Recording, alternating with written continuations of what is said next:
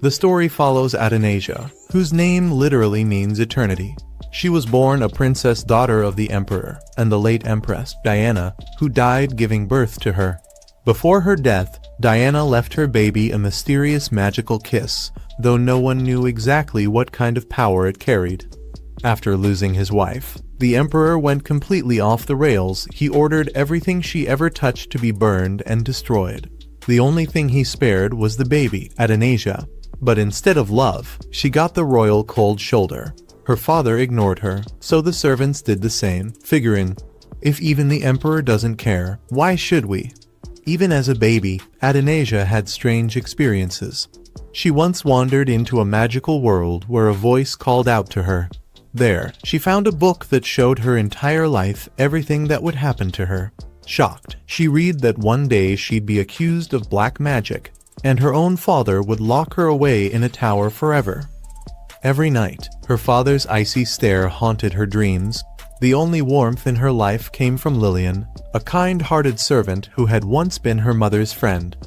Lillian gave up her noble life just to stay and care for the lonely princess. Even as a toddler, Adonijah knew her life was headed for disaster. She couldn't fight back yet, but she understood she'd have to change her fate somehow. Her biggest obstacle? Her father, Emperor Cloud, a man so powerful he could wipe out an entire kingdom alone. And that's my dad, she thought bitterly. 3 years passed, and things brightened a little. More maids joined the palace staff, enchanted by Adonijah's sweetness and charm.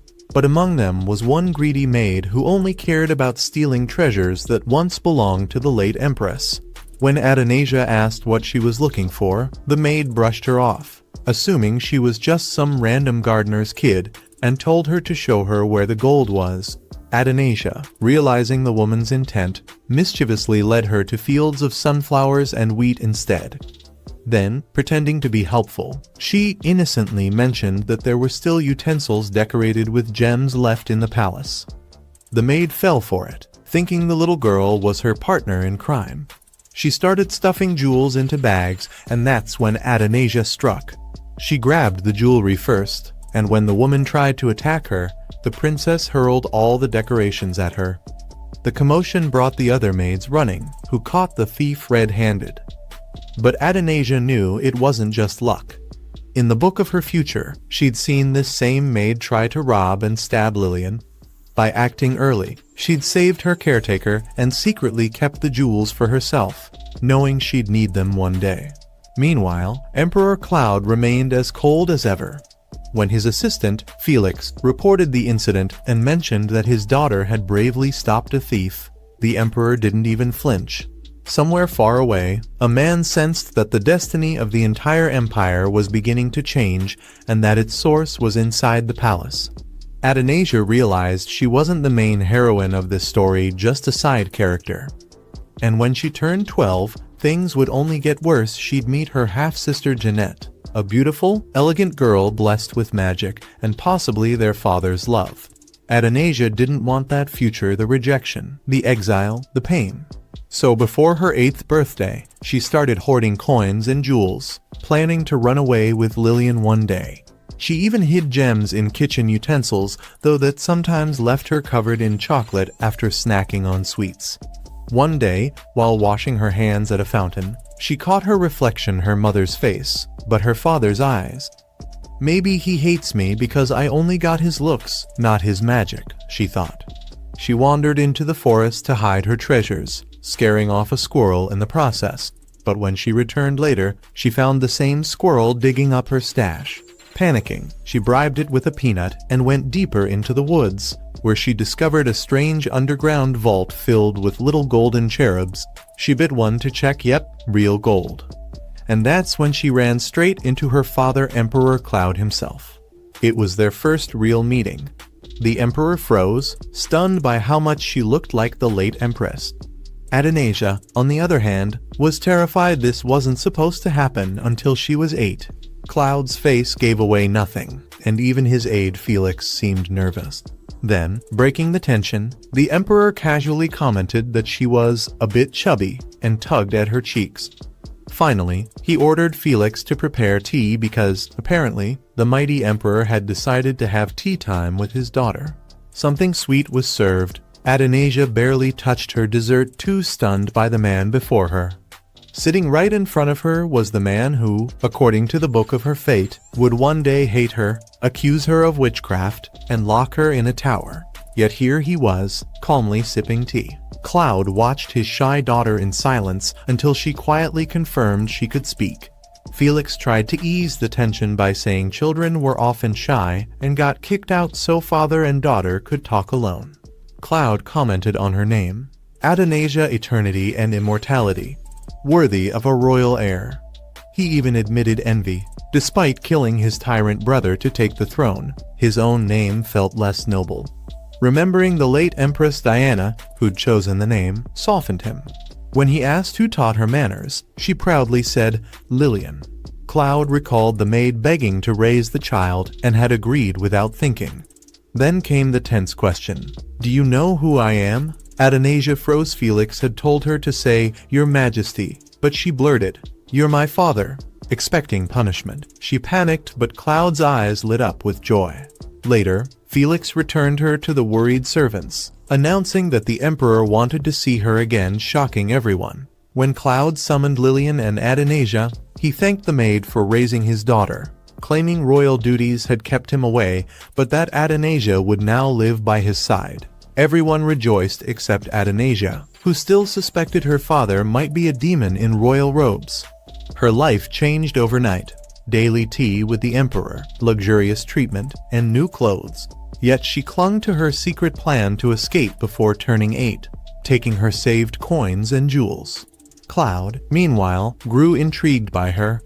He noticed her love for shiny things and began enjoying their awkward, sweet tea times. For the first time, she dared to hope he might truly love her. Then came the trip to the lake. Dressed beautifully, she beamed when Cloud called her healthy and plump, taking it as a compliment and even told him he looked handsome. He remained unreadable.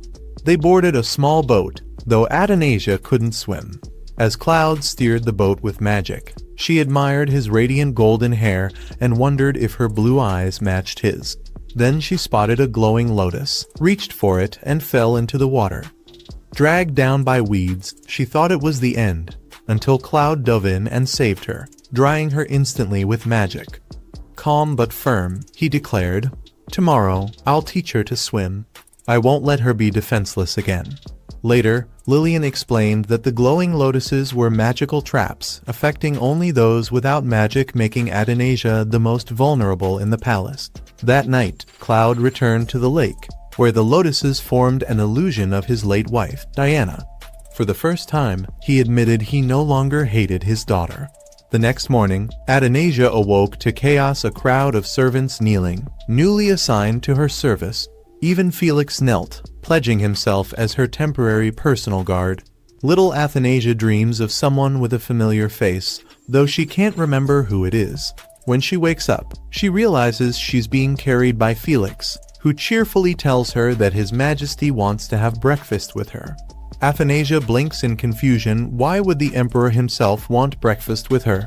And why doesn't he have guards around? Felix laughs, saying Claude needs none. His magic is enough. Then he adds that the emperor would love to be woken by his little princess. Adonijah nearly faints. Waking the emperor sounds like suicide. Still, she enters his grand chamber, filled with treasures and even a golden map.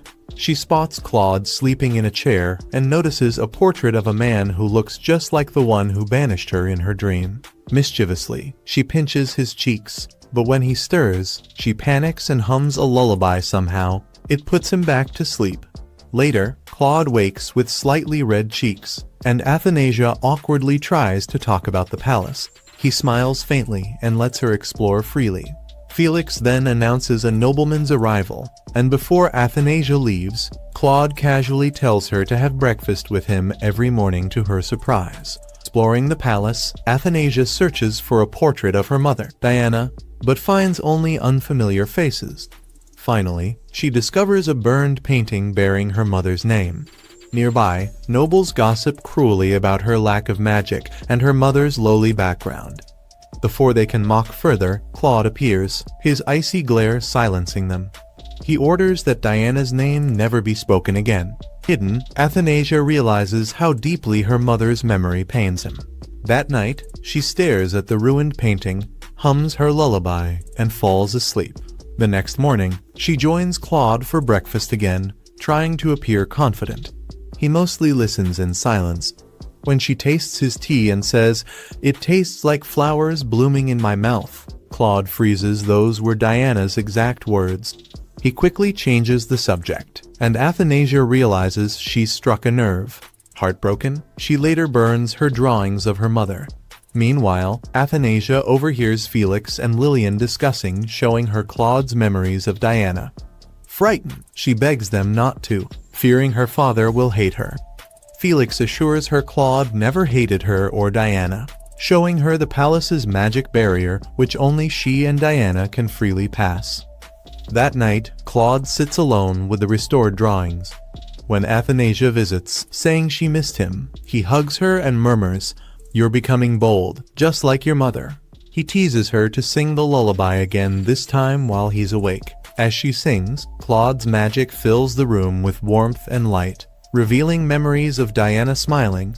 Father and daughter watch together, their hearts softening. When the song ends, they drift to sleep side by side, surrounded by gentle light and long-forgotten peace.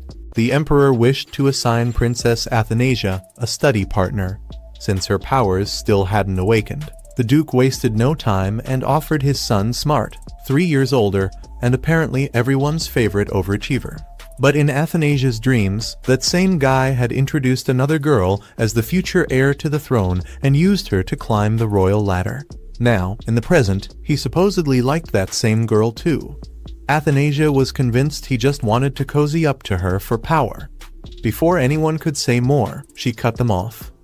Yes, she knew the Duke's son was talented, well-read, and probably thought he was some kind of prodigy. But so what? She'd already studied everything he had alone.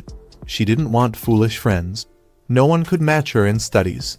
The only thing he had over her was magic, which, to her, was an unfair advantage. They dropped the topic for another day. In Aeolus, there was a magical planetarium that measured how much magic someone had. The faster it spun, the stronger the person. When Athanasia tried it, though, it didn't move at all. Her father was powerful. Her mother had danced with magic in every motion, so how could she have none? 2 years passed. While her maid bought fruit in the market, people gossiped about how much the Duke adored his daughter. He'd even built her a private library. Everyone assumed Athanasia would inherit the throne.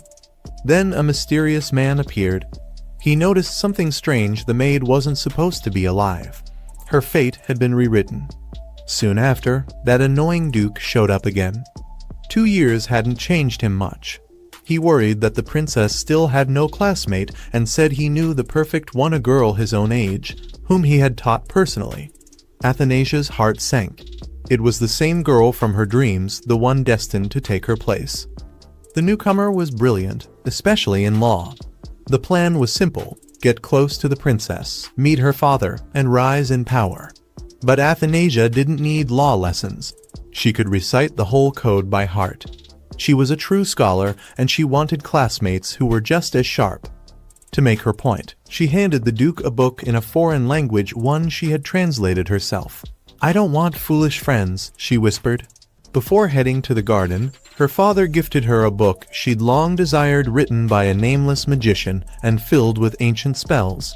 He warned her that it contained a powerful enchantment, one that might awaken her magic. He wasn't sure it would work, but it was worth trying. The moment she opened it, the book began to move. And suddenly, she saw the same mysterious man again. He had finally found her, the girl who could control destiny itself. But Athanasia was still just a child, so naturally, she assumed he was mistaken. Then, out of nowhere, Felix stepped forward and, with one swift motion, the man pushed him back using magic. Before leaving, the man gave him a warning. "Never finish that spell. It's too dangerous." After that, Felix remembered nothing. Still curious, he told the emperor that maybe the princess should have a friend her own age. The poor girl lived surrounded by adults and had no one to talk to. She must have been lonely. Meanwhile, Athanasia wasn't exactly impressed by the adults around her. In her mind, they were so useless they couldn't even control one child. Every morning, she sat for tea like royalty, the table overflowing with cakes. And now, finally, she was allowed to eat chocolate. Except the ones she'd hidden in the kitchen had mysteriously disappeared. Her father, taking Felix's advice, asked gently if she wanted a friend her age. If she said yes, he'd find one. But she shook her head. "I already have friends and cakes. That's enough. I just want peace until I turn 18. Still, deep down, Athanasia knew she'd need to master magic if she wanted to change her destiny. So, ignoring the mysterious man's warning, she tried the spell again. The book's chains rattled and broke open. Suddenly, the same man appeared, staring right at her. "Are those eyes from the imperial family?" he asked. People with her jewel-like eyes were said to have died out 400 years ago. Her father was the current emperor, but those eyes were supposed to belong only to the ancient bloodline.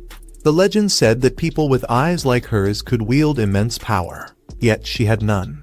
So how had she managed to twist the threads of fate itself? The man decided she was too dangerous to know the truth and cast a spell to put her to sleep. But even as her consciousness faded, Athanasia refused to give up. He was about to end her life when a cloud appeared out of nowhere and swept her away. Terrified, she tried to cast a spell, and to her shock, a shimmering shield formed in front of her. For the first time, she smiled, thrilled by the spark of power. But her vision blurred, the world faded, and the last thing she saw was her father's boots, dripping with blood. As Athanasia collapsed from the wild surge of magic, panic tore through the palace. The king, terrified, ordered guards to summon the best healers in the empire. Soon, the Ruby Palace overflowed with top-tier wizards, but none could explain, let alone cure, her condition. One by one, they failed, leaving only silence and a worried king.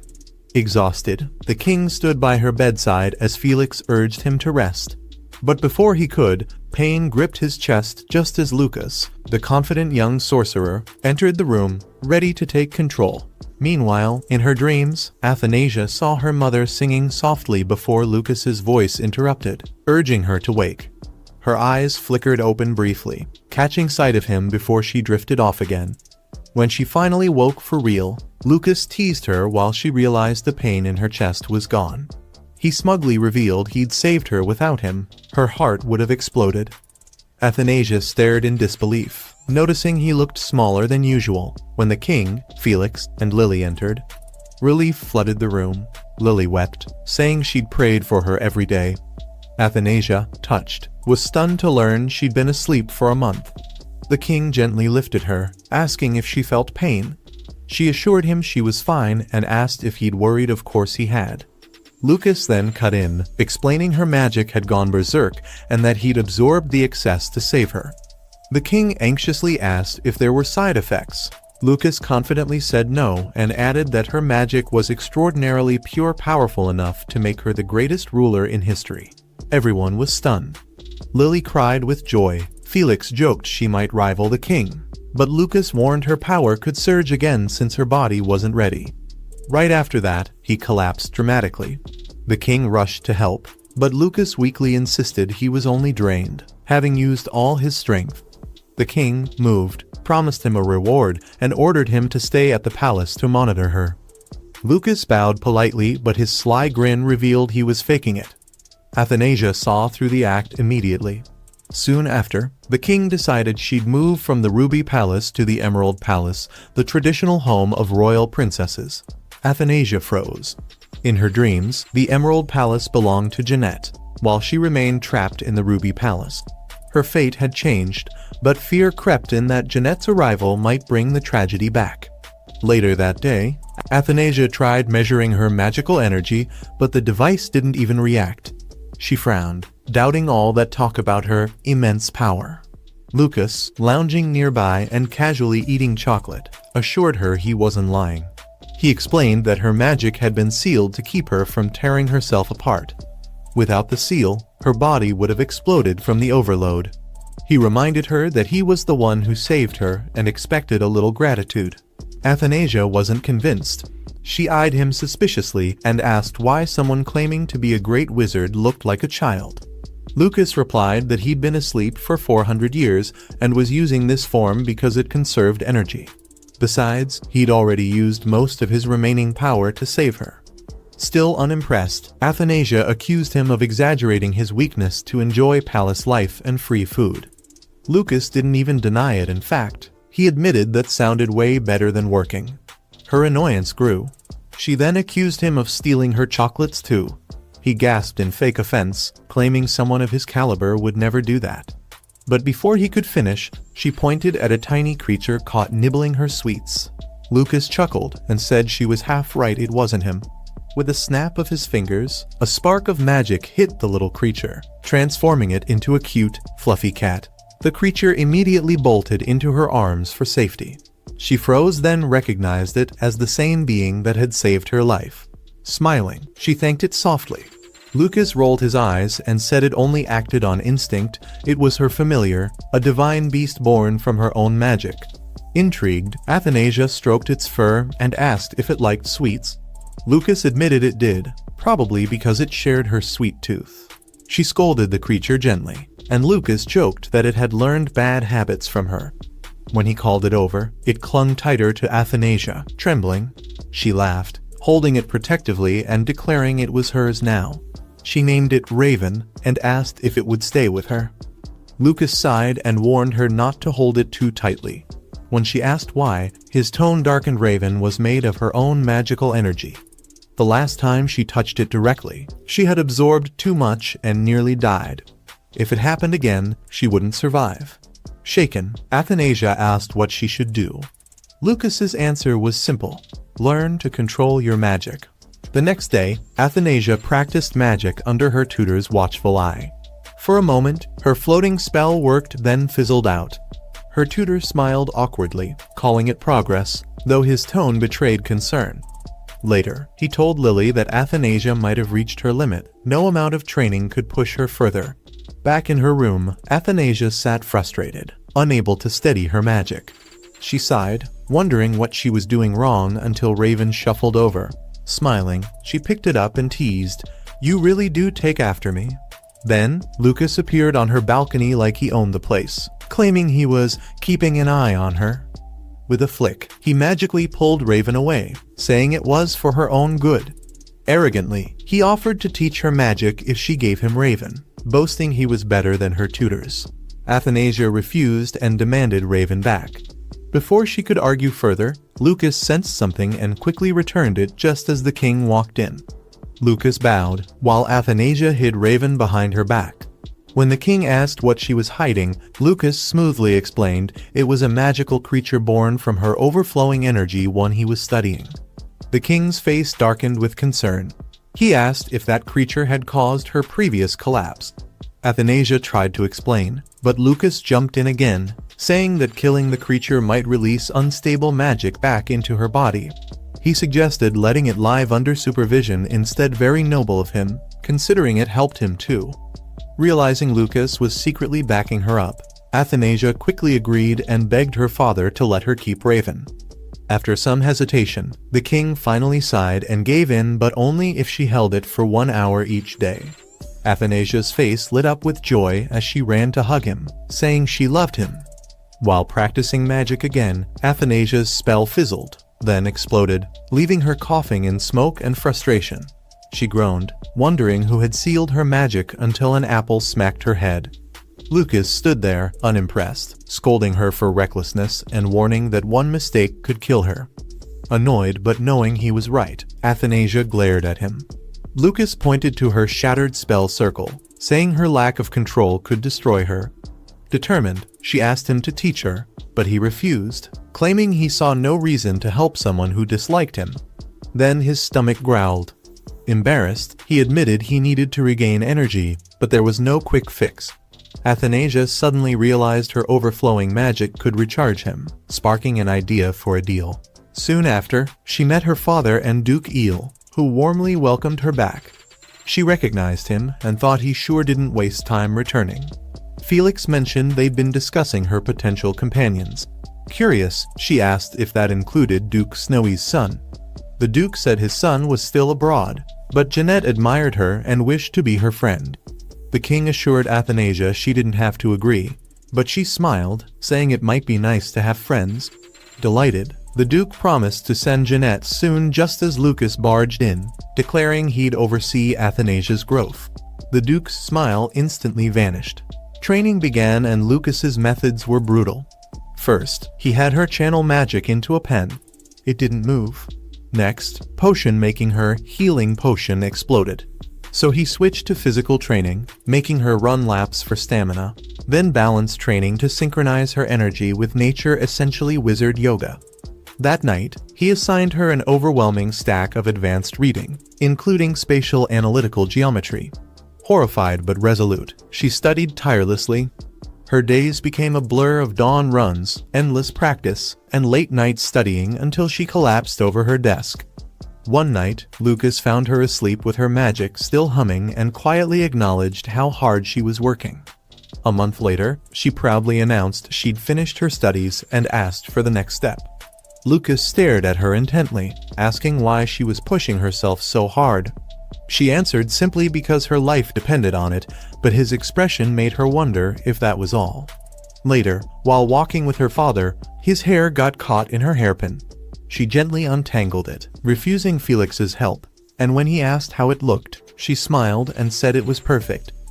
That night, Felix brought the king a report confirming Lucas's true identity. He was from the imperial family, though much of his past was lost. The king asked if keeping him near Athanasia was dangerous. Felix admitted it could be, but the king used magic to confirm Lucas's harmlessness. Relieved, he dismissed Felix, who noted how deeply the king cared for Athanasia. Left alone, the king gazed out the window, quietly wondering for the first time what it truly meant to love. Athanasia believed she could master anything if she just worked hard enough, but she couldn't have been more wrong. Frustrated, she lashed out at Lucas, accusing him of being the worst teacher ever. He just shrugged, asking if she really expected him to spoon-feed her every little thing. She argued that she was still learning and wanted him to be a bit nicer. But Lucas, ever the smug wizard, explained that magic was about channeling your own energy and forming a bond with the elements. Basically, figure it out yourself. When his vague explanation pushed her over the edge, she smacked him and demanded that he start acting like an actual teacher. Lucas just laughed, calling her a weird kind of genius. Annoyed, she begged him to take her training seriously, complaining that he made her do everything while he barely moved a finger. In response, Lucas casually showed off objects floated, tea poured itself, and the room cleaned up in seconds. He explained that this was his magic, but hers would have to come from her own effort. When Athanasia realized he really meant "you're on your own," she snapped, asking if he couldn't at least show her one tiny spell. Lucas refused, saying that magic that isn't earned can never truly belong to her. She demanded proper instructions. He laughed again, asking if she was finally admitting she was an idiot. Furious, she crossed her arms and refused to answer. Later at breakfast, she zoned out staring at a pomegranate, mumbling that she'd been trying to convince it to split open. Her father, King Felix, chuckled before gently advising her not to force things if it felt too hard. She should find another way. Encouraged, Athanasia decided she'd figure it out herself. Sometime later, Athanasia lay on the sofa, exhausted from studying. Lucas commented on her lack of manners, and she blamed his harsh training methods. He told her this was how magic had always been taught for the last 400 years. Surprised, she asked if he'd learned that way too, and he said yes. That's when she realized just how ancient he might be. Still, she admitted she didn't trust him. She knew nothing about who he really was. When she asked his real name or purpose, he only said, "I'm a great wizard." That's it.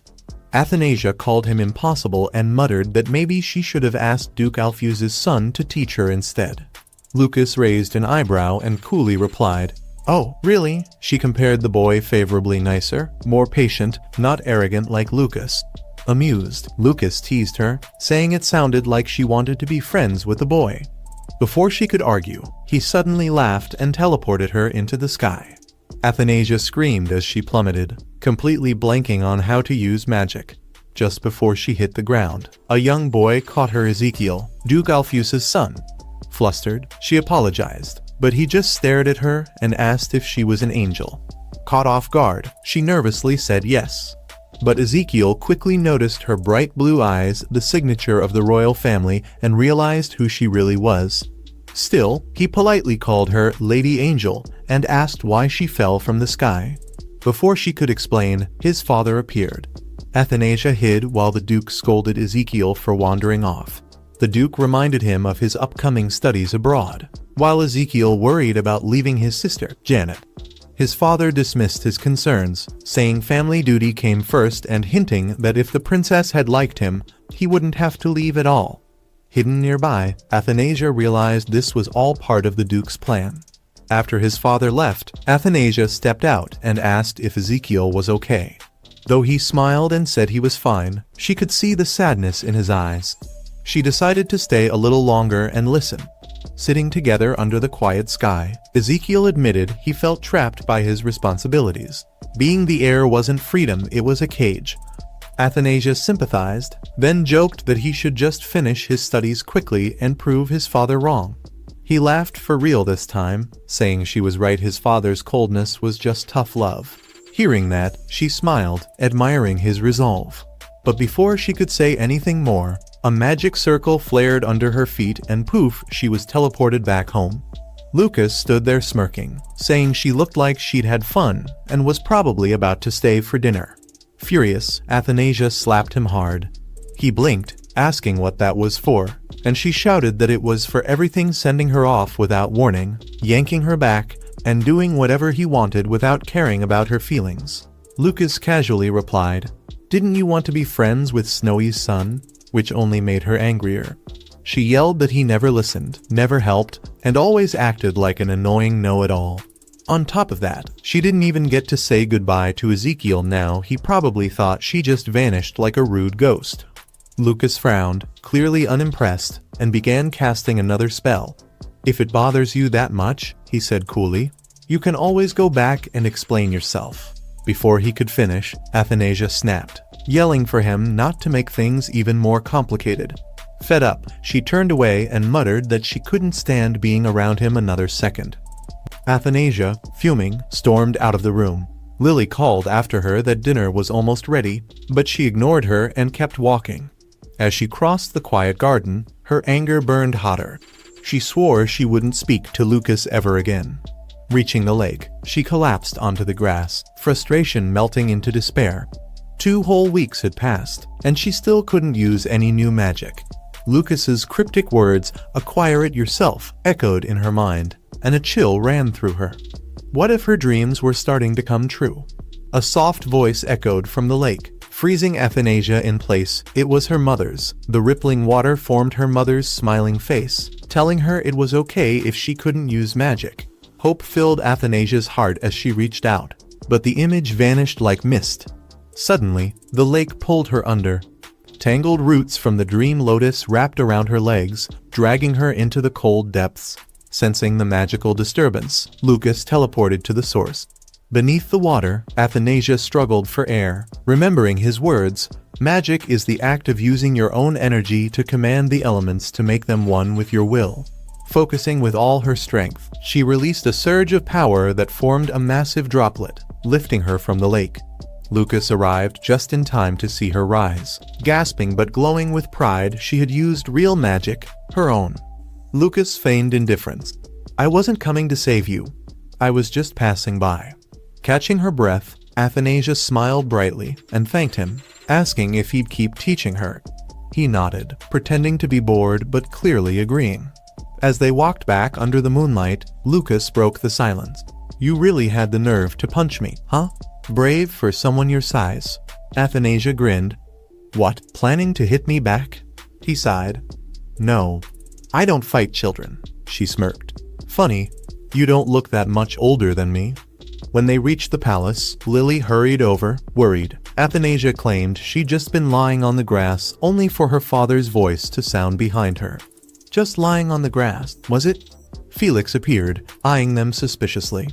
And what kind of magic practice was this? Before Athanasia could respond, he grabbed Lucas by the collar and picked her up with his other hand. A scene the maids would surely gossip about for days. As Athanasia chanted, a teacup floated smoothly into her hand. Delighted, she looked to Lucas, who nodded approvingly though he credited his own teaching. When she teased that she'd worked hard too, he decided to show off, raising everything around them into the air. Startled, Athanasia yelled for him to stop, and with a flick, everything including her crashed down. Smugly, Lucas asked if she was impressed. Half annoyed, she admitted he was amazing.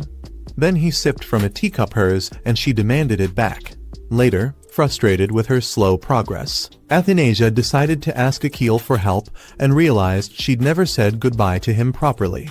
When she asked Lucas to send her to the Duke's mansion, he teased, "You sure it's help you want, not the Duke's son?" She rolled her eyes, but he refused, claiming his mana was too valuable. When she pointed out his recent magic display, he reminded her she'd scolded him last time. So she flattered him, calling him the most powerful and handsome mage alive until he sighed and cast the spell. Unfortunately, she appeared high above the Duke's mansion and fell straight down the chimney. A log then hit her head. Akil was staring in shock. Trying to play it cool, she greeted him, saying she'd come to bother him again. He chuckled that she always found new ways to surprise him and helped her out of the fireplace. When she joked about being a fairy tale angel, he dryly replied, "I've never heard of one that enters through chimneys." As he brushed ashes from her dress, she noticed his gentle warmth. When he commented that her eyes looked different, she froze, remembering Lucas had changed them to his garnet hue, and quickly told him to stop staring. Then, when Akil asked why she'd come, she admitted she hadn't said goodbye. Smiling, he said he was glad to see her again. He'd even wished for it that morning, making her blush. Noticing his packed bags, she asked about them. He said he was leaving for Atlanta in 2 days to study. The name made her heart sink. Atlanta was far away, far from the peaceful life fate had planned for him. As she stepped back, she tripped over a book, but Akil caught her. When she tried to pick it up, he stopped her gently. Watching him, Athanasia realized how much he'd changed, already becoming the man fate intended him to be. Just then, someone knocked. It was Jeanette. Akil greeted her warmly. She offered to help him clean, then invited him to the greenhouse to see the roses. Athanasia quietly observed, her heart tightening at how natural they seemed together. Jeanette was every bit the gentle, radiant girl Athanasia had seen in her dreams, the one destined to be loved by everyone. As Athanasia turned away, a voice suddenly spoke behind her. It was Lucas. Startled, she asked when he'd appeared. Ignoring her panic, he asked who the other person was. "You mean Akil?" she asked. "No," Lucas replied calmly. "The girl, Jeanette. Tell me, is she a chimera?" Athanasia blinked, confused. Lucas explained, "A chimera is a child changed through black magic." Meanwhile, in the greenhouse, Jeanette cheerfully took Akil's hand, pulling him along to show him something. Lucas and Athanasia secretly followed, hidden by a magical shroud. When Athanasia whispered, asking what he was doing, Lucas replied, observing. "Don't interrupt." Watching Jeanette laugh with Akil, he frowned. "No matter how I look at her," he murmured, "her mana isn't purely royal. There's something else in it, something dark, a trace of black magic." Athanasia instantly snapped, saying Lucas was going too far. He just smirked, clearly enjoying himself, and teased her for defending Jeanette so fiercely. Then, raising an eyebrow, he pointed out that Jeanette also had the blue eyes of the royal family and slyly asked if she was Athanasia's sister. Athanasia froze, stammering that she didn't know. Lucas didn't seem to care. He simply turned away and said they should keep following. Fuming, Athanasia called after him, accusing him of being a stalker, and ran to stop whatever nonsense he had planned next. Up in the greenhouse, Akil smiled softly and asked Jeanette what song she wanted to hear. She beamed, saying she loved anything he played. With a calm nod, he sat down at the piano, his fingers gliding over the keys as a gentle melody filled the room. Meanwhile, Athanasia and Lucas were still sneaking closer. Athanasia whispered that they should leave, this was too private, but of course, Lucas ignored her completely, curiosity written all over his face. As the music flowed, Jeanette's smile slowly faded. Without realizing it, tears slipped down her cheeks. From a distance, Athanasia gasped Jeanette was crying. Akil noticed immediately, stopping mid-song, concern flashing in his eyes. Jeanette quickly wiped her tears, embarrassed, saying she didn't mean to cry, she just wanted to hear him play. Akil smiled softly, promising he'd play again, but Jeanette shook her head and said she wanted to hear him play forever. With a sigh, Akil told her that his father wanted him to study abroad. Jeanette's face fell. She begged him to let her talk to the Duke so he could stay, but Akil gently said it was his own choice, he wanted to go. Her voice trembled as she asked why, reminding him that he always listened to her and that he loved her most. Akil stood and hugged her gently, saying this time was different. Jeanette burst into tears, saying he was the only one who cared for her and that if he left, she'd be all alone. Akil promised he'd write to her, but she only cried harder, clinging to him as he whispered an apology. Watching them from the shadows, Athanasia felt her chest tighten. Jeanette's pain reminded her too much of her own lonely dreams where her father always turned away no matter how hard she cried. Both she and Jeanette had grown up without warmth, both longing for someone who would stay. For reasons she couldn't explain, Athanasia suddenly wanted to see her father. Lucas, standing beside her, glanced down and murmured, "She must have seen the future." Athanasia frowned, snapping that not even her father could do that and accusing Lucas of spouting nonsense. But he only smirked, saying Jeanette wasn't an ordinary child. Before she could question him, he turned to leave, saying they were done here. Athanasia hurried after him, taking one last look back and whispering a silent goodbye to Akil and Jeanette. Back at the palace, the king and Felix were strolling through the royal garden when Athanasia came running, calling for her father. He turned just in time for her to leap into his arms, saying how much she'd missed him. Amused, he teased that she always appeared whenever she pleased, lifting her with ease. Felix chuckled that she was extra lively today, almost like Raven. Athanasia giggled, asking if she was just as adorable. Felix declared she was the cutest in the entire continent, earning a sharp glare from the king, who warned him not to spoil her and to keep 10 feet away. As they walked, the king asked why she'd come. Athanasia said she'd been busy studying magic and missed him. When he asked if it was tiring, she admitted it was but said she wouldn't give up. Smiling, he praised her determination, saying he'd thought she'd quit once it got hard but admired her resolve. He told her to keep going and never give up. Looking up, Athanasia softly asked if he'd always love her.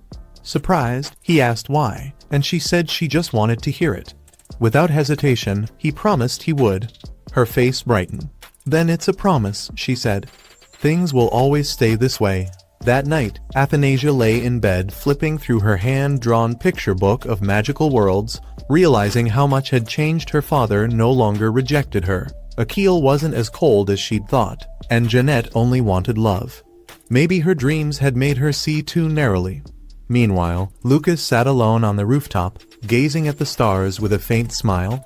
He could feel fate shifting and wondered how far the little princess would go in rewriting the future once set in stone. Now, at the age of 14, Athanasia has reached the most important age in Oilia, the year when every young noble attends their first grand ball and performs their first public dance. Her big day is fast approaching, and she's practicing hard. Her dance teacher praises her grace, calling her a fairy on her feet. Athanasia laughs it off, but the teacher reminds her that the ball is only a month away, and that she must soon choose a partner worthy of her status. Later in her room, Athanasia sits surrounded by portraits of potential dance partners, completely stumped. She didn't expect her birthday to feel so complicated.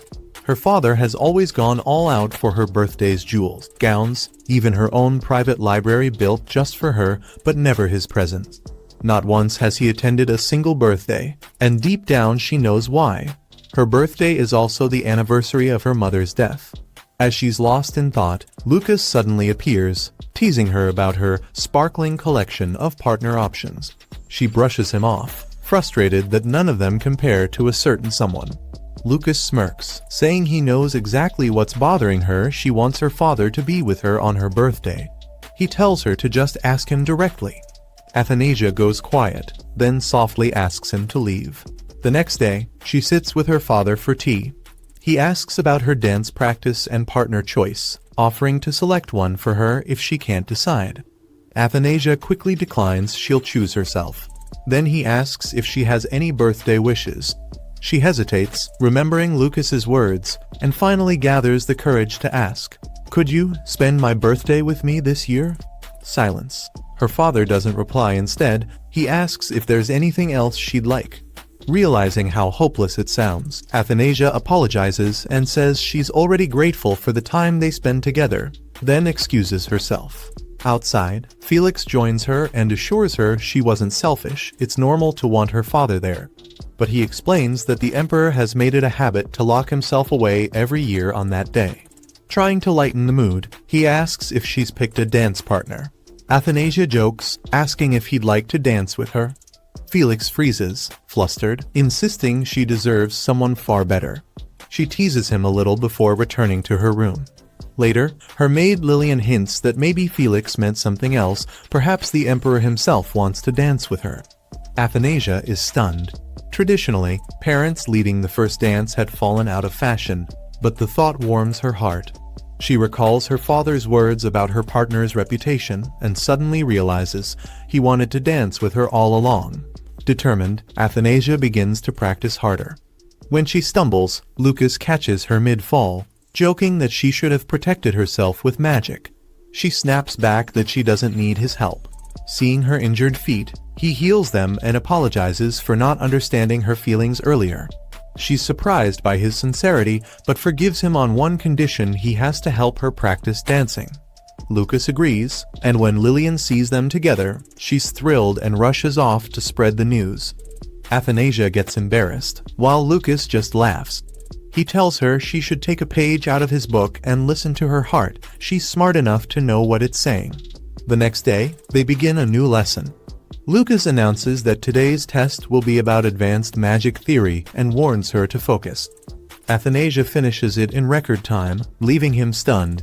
After that, Felix invites Athanasia to take a stroll in the garden, but she politely refuses, saying she'll go next time. Both Felix and Lillian notice she's been acting strangely busy, quiet, and secretive. Even her father feels the distance as Athanasia stops visiting him, and it begins to weigh on his heart. Meanwhile, we see her working on something mysterious in her room, sketching away with full concentration. The next day, Athanasia finally visits her father and apologizes for not coming sooner. He brushes it off, saying, "It's fine. I wasn't doing anything anyway." As they sit together, she smiles and says she loves talking with him. Claude looks at her and says softly, "I haven't seen you at tea lately. I almost thought you didn't want to see me." Athanasia quickly replies, "Actually, I was preparing a very special gift for you, father." Claude frowns slightly. "You don't have to give me anything." But Athanasia insists. "You've given me so many birthday surprises over the years, and each one made me so happy. This year, I want to return the favor." Felix blinks. "Wait, you want to give a gift on your birthday instead of receiving one?" Athanasia grins. "There's no law in Obelia that says I can't."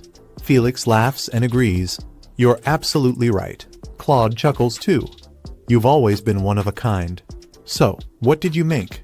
She proudly presents a painting she drew herself.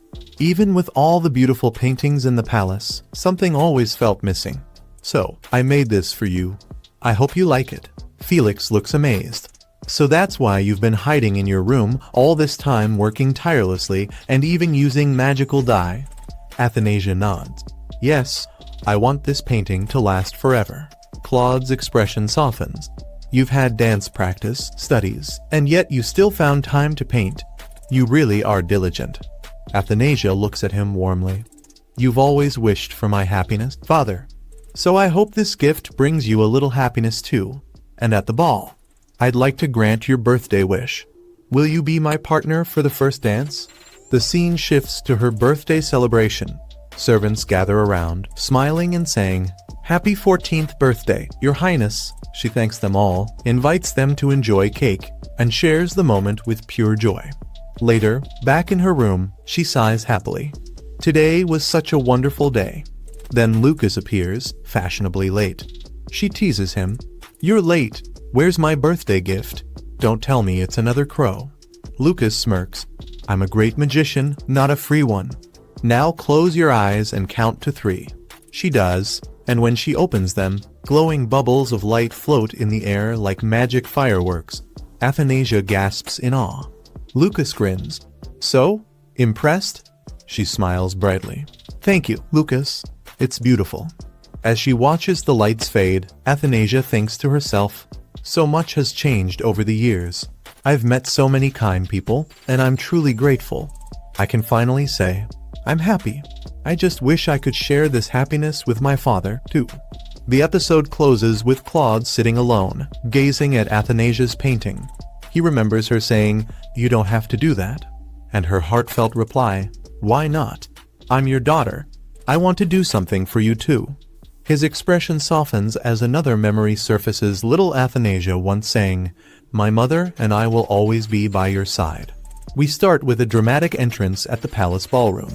Emperor Claude walks in with Jeanette, proudly introducing her as the shining son of Obelia and its precious pearl. The nobles applaud loudly, then immediately start whispering. They gush over Jeanette's beauty and elegance while comparing poor Athanasia to a plain wall. They even complain that she isn't being presented and that the emperor barely acknowledges her. Athanasia hears every single word and desperately wishes her father would just look her way. But before her heart can break any further, she wakes up, gasping, just another nightmare. While practicing her dance steps, she tries to follow the instructor's advice to move with rhythm and balance, and then instantly falls over. The instructor worries she looks painfully tired and reminds her that nobles from all over the empire will attend her debut. The emperor is expecting great things, so she must perform perfectly. Athanasia agrees. This day is important to her, too. If Jeanette shows up, the emperor will finally realize he has more than one daughter. She remembers asking him to be her first dance partner, and how he never answered, so she forces herself to keep practicing even though she's exhausted. The maids whisper among themselves, scared she's pushing her body too hard. When they report to Lily, she immediately realizes Athie must be anxiously waiting for the emperor's reply. Just then, a maid rushes in with news from the Garnet Palace. A few minutes later, Athanasia hears the announcement herself. The emperor will be her escort and dance partner. She freezes in shock before relief washes over her. Her dress and accessories have arrived too, so she excitedly gets ready to try them on. Later, she finds Lucas lying on a sofa like a lazy cat. She offers him sweets and praises him as the greatest wizard alive, instantly making him suspicious. When she finally admits she wants him to turn into his adult form to practice dancing, Lucas refuses immediately. He reminds her how she stepped on his feet over and over last time. She insists she's improved, but he just waves a hand and creates a flimsy paper golem, telling her to dance with that because he's busy breathing. Athanasia grabs the paper doll's hand and nearly screams it looks like a cursed arts and crafts project. Lucas teases her to be careful not to hurt its feelings. When she begs him to at least make it move like a real person, he says he could, but absolutely will not. She tries anyway and ends up stepping on the doll, falling and collapsing with it. Lucas bursts out laughing, saying she looks like she's scrubbing the floor. She mutters that she should have asked Felix, and Lucas quickly warns her that the emperor ordered Felix to stay 10 feet away from her for safety. Annoyed, Athie insists she won't step on his feet anymore, but he still refuses. She sighs and wonders who else could help. Then she remembers hearing that Agekiel recently returned. She thinks about how the entire Alphuse family is preparing to present Jeanette at the ball. Lucas casually mentions that Agekiel graduated top of his class at Arlanta. When he notices her curiosity, he smirks. She admits she wonders how much he's changed after 7 years. Lucas shrugs and tells her to go see him, then, without warning, teleports her straight into the sky above Alphuse territory. She plummets downward screaming, but Agekiel catches her just in time. He's shocked yet happy to see her after so many years. She's surprised he looks so different, but he says he recognized her immediately. Then Jeanette's voice calls for her brother. Athanasia tells him to go, but he takes her hand instead and pulls her along, saying he doesn't want her disappearing again. He leads her to a quiet flower-covered field, his secret place.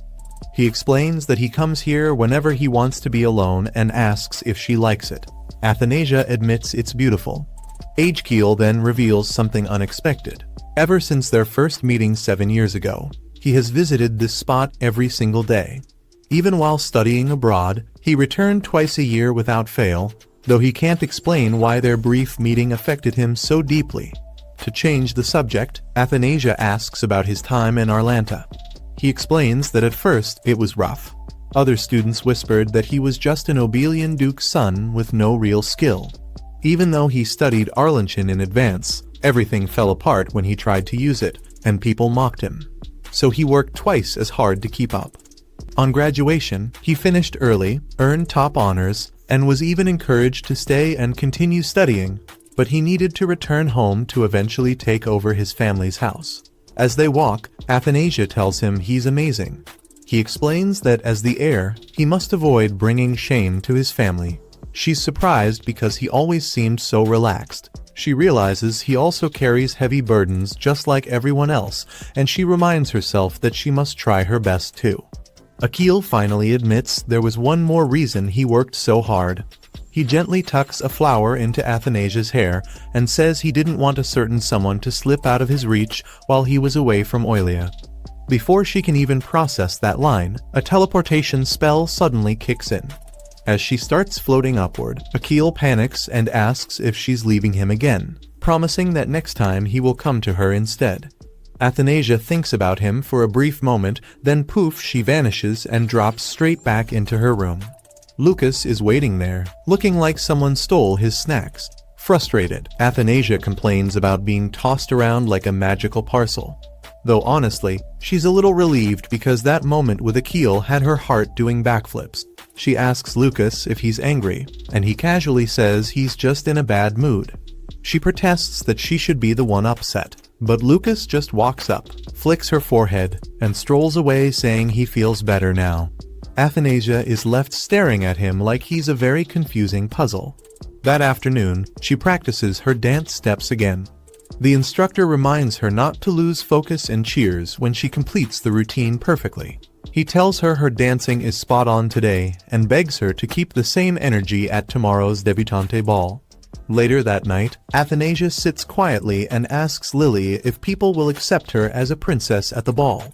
Lily smiles warmly and tells her everyone will be enchanted the moment they see her. As Lily fixes her hair, Athanasia admits she's nervous, but Lily's calm presence makes her worries softer. Lily reminds her to sit still so her hair doesn't tangle, and then starts reminiscing how tiny she used to be and how she's grown into a beautiful young lady.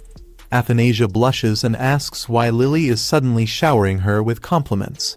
Lily explains that Athanasia deserves it. She studied difficult books, practiced magic until even Lucas admitted her progress, and took every dance lesson seriously. Athanasia says Lily is overpraising, but Lily insists she's genuinely proud. She pats Athanasia's head and says the Emperor must feel the same, so there's nothing to worry about. Athanasia thanks her. Lily reminds her tomorrow will be a big day and urges her to rest before leaving the room. Alone in bed, Athanasia thinks about the ball and how the Emperor her father will share her first dance. It's something that never happened in the future she once saw. She wonders if all her effort might finally change her fate, and if she can become a daughter he can proudly claim. She decides she'll give her very best tomorrow. And with that thought, she falls asleep holding on to a quiet, hopeful feeling that maybe, finally, everything she has done up to this moment will change the destiny she once feared. The day of Athanasia's debut ball finally arrives, and her room basically turns into a beauty parlor battlefield. From early morning, maids rush around with perfumes, oils, brushes, and anything shiny enough to make a princess glow. The ball won't start until the afternoon, but everyone acts like it begins in 5 minutes. Athanasia gets hungry and restless, but Lily stays laser-focused, insisting they still have more beauty treatments to finish. After her bath, Lily brushes her hair while other maids scramble for makeup and accessories like they're competing in some Royal Olympics. Her dress is ironed, her accessories triple-checked, and the room is pure chaos. Watching them, Athanasia finally realizes debut balls are way more exhausting than they look. Later, Emperor Claude arrives in a royal carriage with Felix. Athanasia steps out, and Felix practically stops breathing. She looks that stunning. She notices this is the first time she's seen her father fully dressed up outside official duties, and it surprises her enough to make her smile. Claude offers his hand like a true gentleman, and she takes it, happy he came to escort her. As night falls and the ballroom fills with guests from across the kingdom, Athanasia prepares to enter. But all the voices and staring eyes make her nervous memories from her dreams creep in. Claude instantly notices her tense expression.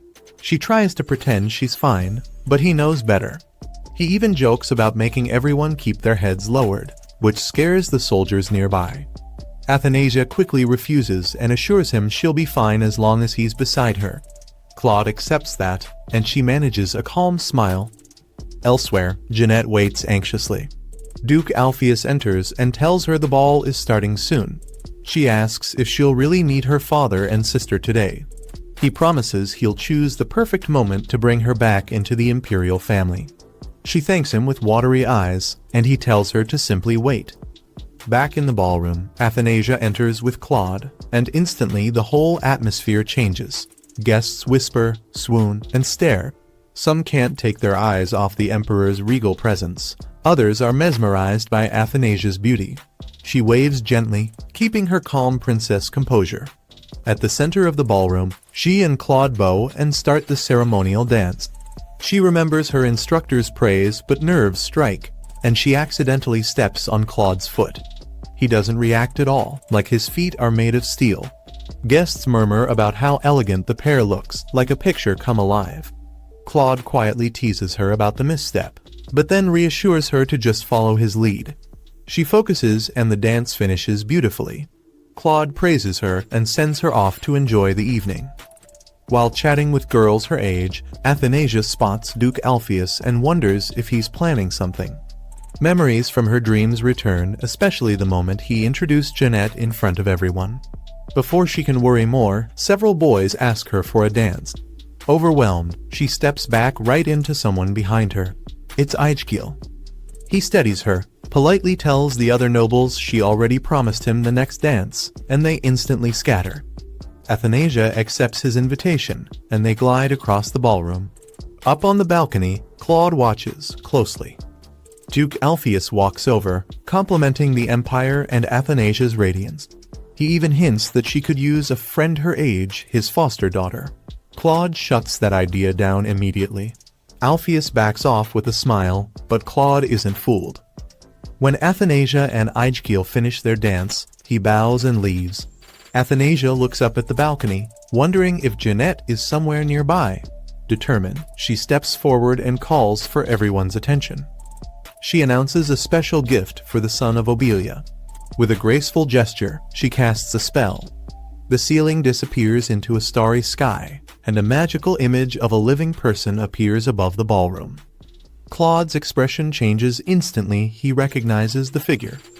The entire ballroom gasps when Athanasia's illusion finishes forming, because standing right there in glowing starlight is Empress Diana. The guests stare in pure disbelief. Even the best mages in the Empire can't pull off something this impressive, yet here's Athanasia casually doing it like it's a party trick. She moves to the piano and starts playing softly. Claude steps forward, takes the hand of the illusion, and begins dancing with the magical image of the woman he once loved. Athanasia gives him a tiny, encouraging nod. When the dance ends, the crowd explodes into applause. Athanasia explains that she wanted her parents to share this moment together, and that creating it made her truly happy. Then she blesses the entire hall, earning even louder cheers. The nobles whisper excitedly, saying her magic is beyond exceptional, definitely worthy of a future heir. While fireworks burst outside, Duke Alpheus quietly slips away. Jeanette watches the colors from a window, thinking the ball must be ending. Her heart fills with hope maybe tonight she'll finally meet her father and younger sister. Meanwhile, Claude and Athanasia ride home in the carriage. Claude gives her a small gift, praising how composed and impressive she was throughout the night. Even though it's late, he wishes her a happy birthday. Athanasia remembers telling him once that she wanted him to be the first to congratulate her, but she laughs, realizing plenty of people beat him to it this year. Claude responds with his usual dry tone, and when he lightly hints she could give the gift back, she hugs it protectively. No chance she's letting it go now. Elsewhere, Alpheus stands in his room, staring out the window when a masked man appears. The stranger notes that the night didn't go as planned. Alpheus admits the Emperor is still far too careful. When the masked man suggests Alpheus might be out of moves, Alpheus snaps back, demanding to know why he showed up at the ball. If anyone had seen him, their whole plan could have fallen apart. The masked man claims he has everything under control, but a knock at the door makes him vanish instantly. Jeanette enters, and Alpheus explains that Athanasia drew all the attention tonight, leaving the Emperor in no mood to acknowledge another daughter. He tells Jeanette to be patient. She replies gently, saying she still believes she'll meet her father and sister someday. Back at the palace, Athanasia sits on her bed and opens Claude's gift. Inside is a beautiful ribbon and a simple letter. His message wishing her eternal happiness warms her heart, and she holds the gift close, smiling. The ball went great, everything was perfect. Athanasia looked amazing, but her mind just wouldn't calm down. She kept worrying about that conversation between Alpheus and his father. Even though Jeanette wasn't introduced at the ball, Athanasia still couldn't relax. Restless, she steps onto the balcony and gazes up at the moon. Lucas suddenly descends, landing much closer than she expects. Startled, she faces him as he studies her expression, relieved she isn't crying but noticing she still looks troubled. He asks what happened at the ball. She says nothing. Not believing her, he assumes her father scolded her. When she snaps in annoyance, he immediately switches theories she must have danced with someone. She hesitates, and he instantly jumps to the conclusion that she stepped on their foot. Her growing annoyance only confirms it for him, and he bursts into laughter. Athanasia fumes, trying to explain she was only nervous. But before she can finish, a sharp pain strikes her chest. Her vision blurs, and she nearly collapses. Lucas reacts instantly, catching her and urging her to breathe. He explains that her emotions spiked too suddenly, causing her magic to overflow. As she slowly regains control, she admits she doesn't understand why her power feels so unstable.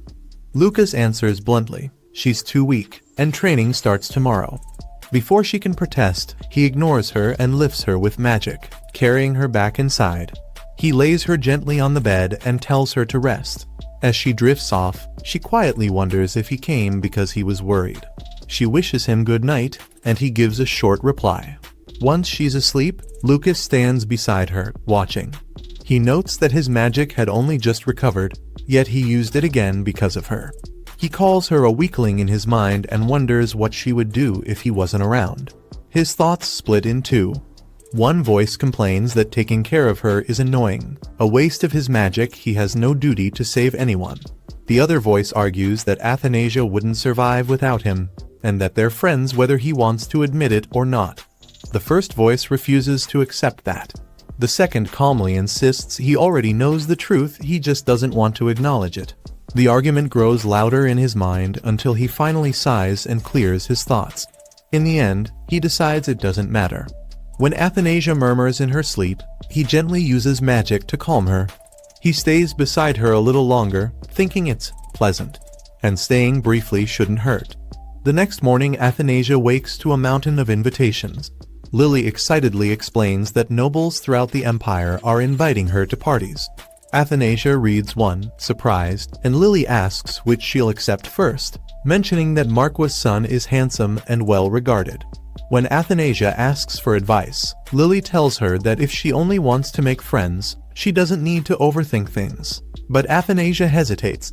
She has never left the palace before.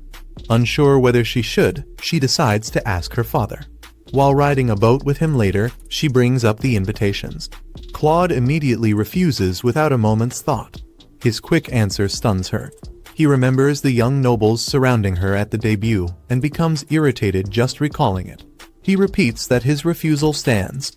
Parties only attract unwanted attention.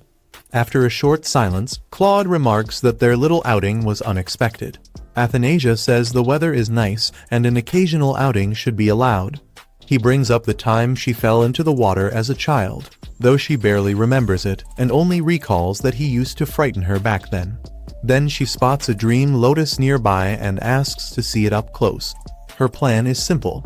If he relaxes while looking at the flowers, maybe she can ask again about leaving the palace grounds. Claude notes her strange taste but still uses magic to pull the dream lotus toward them. He restrains it so she can observe it, but the sight of the wriggling tentacles terrifies her. She clings to him, begging him to take it away. Before they can regain their balance, the boat tips and they fall into the water together. Claude carries her to shore. Athanasia feels humiliated he had to save her again. And not only did she fail in her plan, she ended up scolded and assigned additional guards for her carelessness. Wanting a change of pace, she goes to the kitchen. Lily reminds her she doesn't need to help there. When Lily asks which party she'll attend, Athanasia sighs. Her father is so overprotective he even banned her from leaving the palace after she fell into the lake earlier. Felix appears, looking for her. She jokes about him taking her away from the palace, and he panics until she reassures him she's kidding. He tells her the Emperor has prepared a gift for her and asks her to follow him. He leads her to a garden filled with roses one Claude has been preparing for years, knowing she loved them. It's breathtaking. Felix adds that she can use the garden however she wants, even hosting a tea party there. Lily mentions that the Emperor knows she wants to make friends. Athanasia brightens and begins thinking about whom to invite. After finishing her invitations, Hannah eagerly takes them to be sent out. One of the invitations reaches Jeanette, who lights up with excitement. When Jeanette arrives at the palace, she's overwhelmed by its size and beauty. The empty surroundings make her wonder if she's lost until a sharp voice demands to know who she is. Emperor Claude stands before her. Jeanette explains nervously that she was invited, but Claude brushes off her name, saying she's lucky if she weren't Athanasia's guest, she wouldn't have left unharmed. His cold tone frightens her. Once he leaves, a guard warns her not to wander without permission. Jeanette, shaken, convinces herself that once her father learns the truth, he'll treat her well again. The ladies talk excitedly about the debut ball and how intimidating yet impressive the Emperor is. One mentions how beautiful the garden is and how Athanasia looked like a fairy tale princess. Another lady gushes about Felix, calling him the blood-red knight. Athanasia is stunned, she never knew Felix had such a nickname. Then someone brings up the genius wizard, who always accompanies her. The girl describes him with dramatic flair, dark hair, crimson eyes, and the grief-filled gaze of a wolf. Athanasia smiles privately at the comparison to a wolf. Finally, the girls begin teasing her about the young man from House Alfuse who danced with her. Athanasia freezes, unsure how to respond. Sensing her discomfort, Jeanette smoothly steps in, explaining that Agil had simply been honored to dance with the princess. The ladies immediately surround Jeanette, excited to meet Agil's second cousin and eager for stories. Athanasia slips away, tired but grateful, remembering her dream where Jeanette asked for palace guidance and wished for a family. Jeanette soon checks on her, worried she's bored. Athanasia explains it's just her first tea party, and she's not used to crowds. She also admits she fears people might find her dull. Jeanette reassures her, says she wants to be friends, and invites her over, sparking two nearby guests to fight over who gets to invite Athanasia next. After the party, Athanasia returns happily to her room and finds Lucas asleep on the sofa. She studies him, admitting he's handsome despite his terrible personality. Lucas suddenly wakes, teases her, then removes a dark aura from her before going back to sleep. Annoyed, she assumes he's messing with her. Meanwhile, Lucas remembers seeing the same dark energy on Claude. The aura on Athanasia wasn't a mistake, it was black magic, and he wonders where it came from. The scene opens in Lucas's old tower, where a mysterious guy who looks suspiciously like Cloud, but with black hair, is setting up a strange gift meant for the princess. After preparing it, he disappears. Back in the palace library, Athanasia is looking for books. She mentions that Janet and Elena love night-themed poems. Suddenly, Ezekiel walks in, acting innocent and pretending he didn't know it was her private library. Athanasia jokes that she should kick him out for trespassing, but Ezekiel fires back, reminding her that she showed up at his house dozens of times without permission, and he's not wrong. That shuts her down instantly, calling her Miss Angel. Ezekiel apologizes politely and says he'll gladly accept any punishment. He also admits he's happy just to see the girl who keeps invading his thoughts and asks if he can stay by her side. Right as he tries to get closer, Lucas appears like a wolf guarding his territory. He tells Ezekiel it is a problem and that the Emperor wouldn't allow him inside Athanasia's private library. Ezekiel snaps back, asking if Lucas, a magician, even has permission to be here. Lucas coldly says he serves the imperial family and asks if Ezekiel thinks he has the right to question him. Athanasia watches in disbelief as the charming sunshine boy and the lone wolf sorcerer stare each other down. She interrupts, reminding them she exists. She explains that Lucas actually does have permission to enter freely. Ezekiel then realizes Lucas is the mage who was chosen over him years ago. Lucas proudly confirms this, saying he found the library books quite interesting and hopes they meet again. Athanasia just sighs as Lucas gives Ezekiel the deadliest side eye ever. Lucas picks up the book he lent Athanasia and teases her for reading a romance novel. Later, as they walk through the garden, Athanasia scolds Lucas for acting so aggressively. Lucas shrugs it off, he couldn't care less about Ezekiel. Athanasia points out that Ezekiel comes from a wealthy, influential family, but Lucas doesn't care. In fact, she accidentally says Ezekiel is taller. Without missing a beat, Lucas transforms into his true adult form and asks her to repeat who she thinks is taller now. Looking down at her, he smirks and calls her tiny, embarrassing her even more. She yells at him to change back before someone sees him. Athanasia then thinks about what gifts she should get for the girls. Lucas tells her not to bother, but she insists it's important to return kindness, and they are her friends, just like him. Lucas freezes and asks if she thinks they're all equal. Athanasia quickly says no, he's the most important. Lucas immediately powers up with joy, and before she can explain, he grabs her to go gift shopping in the city. He teleports them into an alley and disguises them so they won't attract attention. They enjoy the market, buying food after food, when they suddenly spot Janet at a stall.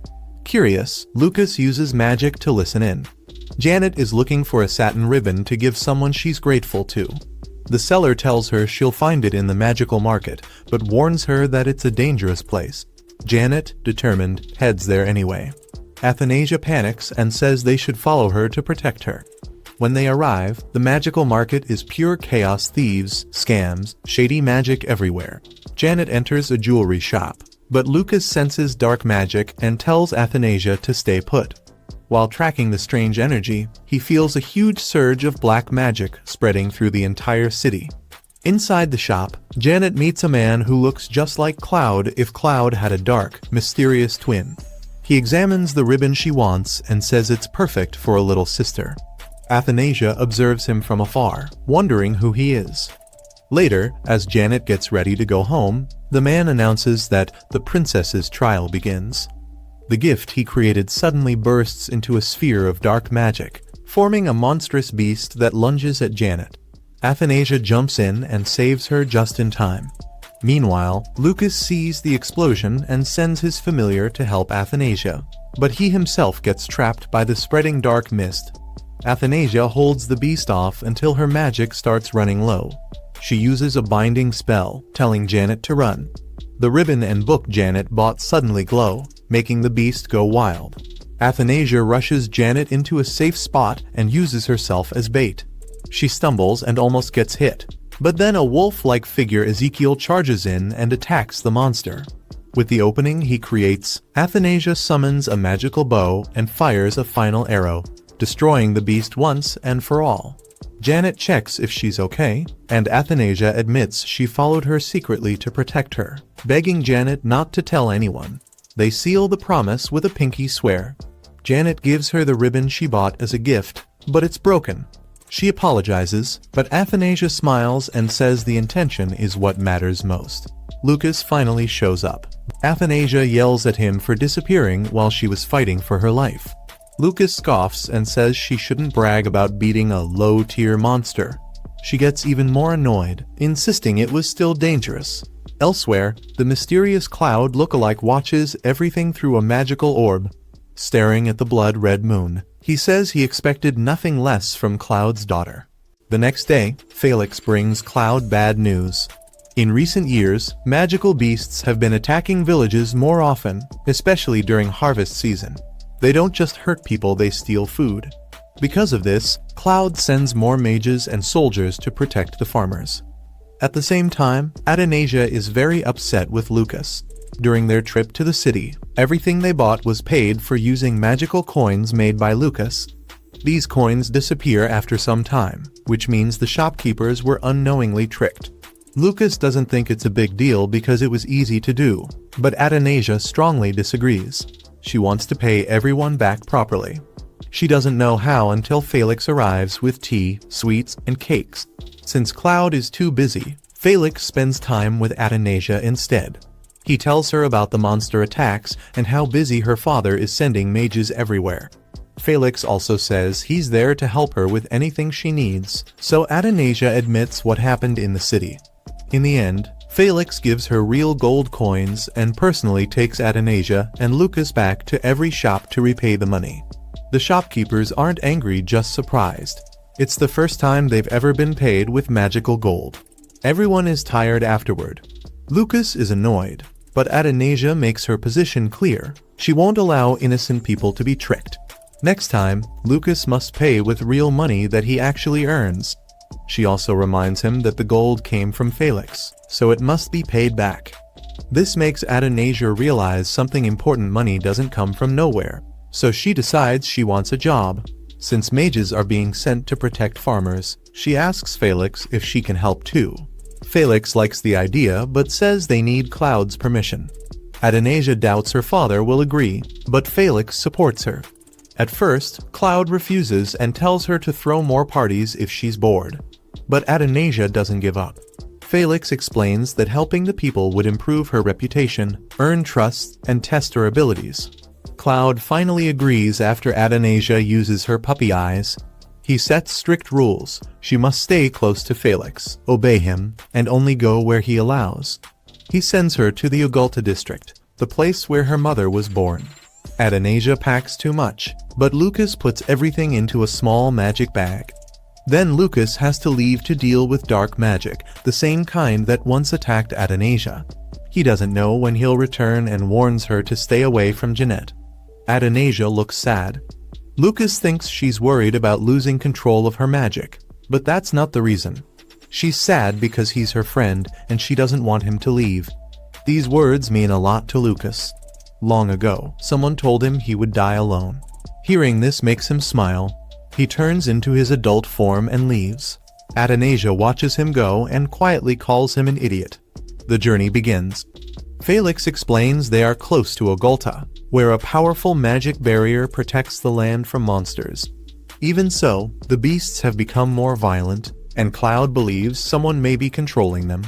They arrive and meet Count Harris, who is in charge of the area. He complains about the monsters and clearly thinks the princess is only there for fun. But when the monsters attack, Adonijah steps forward. This is no longer a game. Now she must prove she has the power, intelligence, and courage to protect the people. She protects everyone while the others focus on defensive magic, and she personally takes down all the monsters. By nightfall, everyone is celebrating. Thanks to the princess and Count Harris, the people are guaranteed a great harvest and can finally celebrate properly. The Count then approaches Adonijah to apologize. He admits he judged her unfairly at first until he saw that she truly carries the power of the imperial family. Through him, Adonijah also learns more about her mother.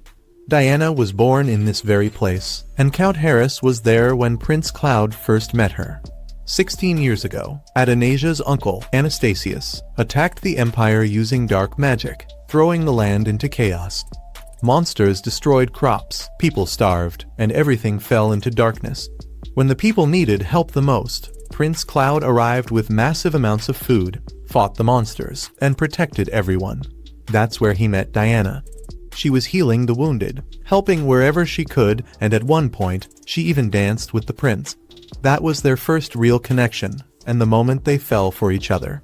Eventually, Cloud killed his brother Anastasius, and the Empire of Ovelia finally returned to peace. Adonijah is deeply moved by this story. 16 years later, she returned to the same place to do exactly what her parents once did: protect the people. The villagers now treat her with warmth and respect, and that makes her incredibly happy. But the peace doesn't last. Anastasius secretly enters Adenasia's room and repeats his old trick, placing dark magic on the hair ribbon Cloud gave her. He's clearly planning something dangerous once again. At the same time, Lucas arrives at the source of the dark magic, a tomb. Whose tomb? Anastasius's. Lucas coldly tells him that it's time to stop, because he should remember one simple thing. He's already dead. The next morning, Athanasia wakes up to a loud noise outside. Confused, she asks her maid what's happening, and she's told that today is the harvest festival. The maid even asks if Athanasia would like to go outside. When she looks around, Athanasia sees everyone busy decorating and preparing. Soon, Carrie arrives and informs Athanasia that she is today's special guest. He gestures toward her father, and Athanasia immediately runs over and hugs Claude tightly. Claude then reminds her of a promise she made. She was supposed to send him a daily report before coming here. Athanasia panics internally, realizing she completely forgot because so much has happened. She quickly apologizes, then asks the obvious question, why is he here? Felix explains that today is an important festival and that the king must perform a ritual at the source of magic. Claude then asks Athanasia if she would like to accompany him. Soon after, both the king and the princess are formally introduced to the crowd. This year, Claude and Athanasia will perform the ritual together. They are presented with the first harvest offerings, and the people cheer joyfully, believing this year's crops will be blessed. They travel by carriage until Carrie announces he can go no farther. From this point on, only the king and the princess are allowed to proceed. Everyone else stays behind to wait. Meanwhile, the scene shifts to Lucas, who returns to his tower while tracking traces of dark magic. Using his magic mirror, he confirms his suspicion someone is using forbidden black magic. Back with Athanasia and Claude, Claude explains that a great mage once protected this land and saved countless lives. Athanasia briefly thinks of Lucas, who often jokingly calls himself a great mage, but she dismisses the idea because of how unserious he usually seems. Ironically, he truly is that mage. They finally arrive at the source of magic, the birthplace of spirits and life itself. The sight is breathtaking. Athanasia suddenly feels a sharp tightness in her chest as magical energy floats gently around them. Claude warns her not to touch anything, explaining that the sacred tree only responds to pure and sincere hearts. Claude begins the ritual, offering gratitude to the source as the king of Obelia. He asks Athanasia to repeat after him. She introduces herself, presents the harvest offering, and places it before the tree. The tree accepts it, and Athanasia is overjoyed. But then dark magic appears. As Athanasia steps onto the water, the black magic activates. She begins to sink, unable to breathe, while magical plants wrap around her and drag her downward. Claude immediately dives in, using his magic to help her breathe underwater. He manages to save her at least for a moment. Then everything spirals out of control. The trees grow wildly and trap Claude. The magical circle shatters. With no other choice, Claude throws Athanasia upward to safety, sacrificing himself in the process. Athanasia wakes up to see Lucas standing before her. When she asks what he's doing there, he tells her he sensed her danger. Lucas notices the ribbon in Athanasia's hair and immediately realizes it was infused with black magic. He destroys it on the spot, confirming that this entire incident was planned. Panicking, Athanasia asks about her father.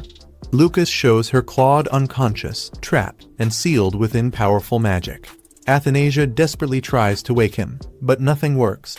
Even Lucas admits that his magic is being suppressed here. And that's when Athanasia realizes something is terribly wrong. Athanasia can't stop thinking, why did Dad do that? Why did he trap himself just to save her? Suddenly, Felix's words echo in her mind.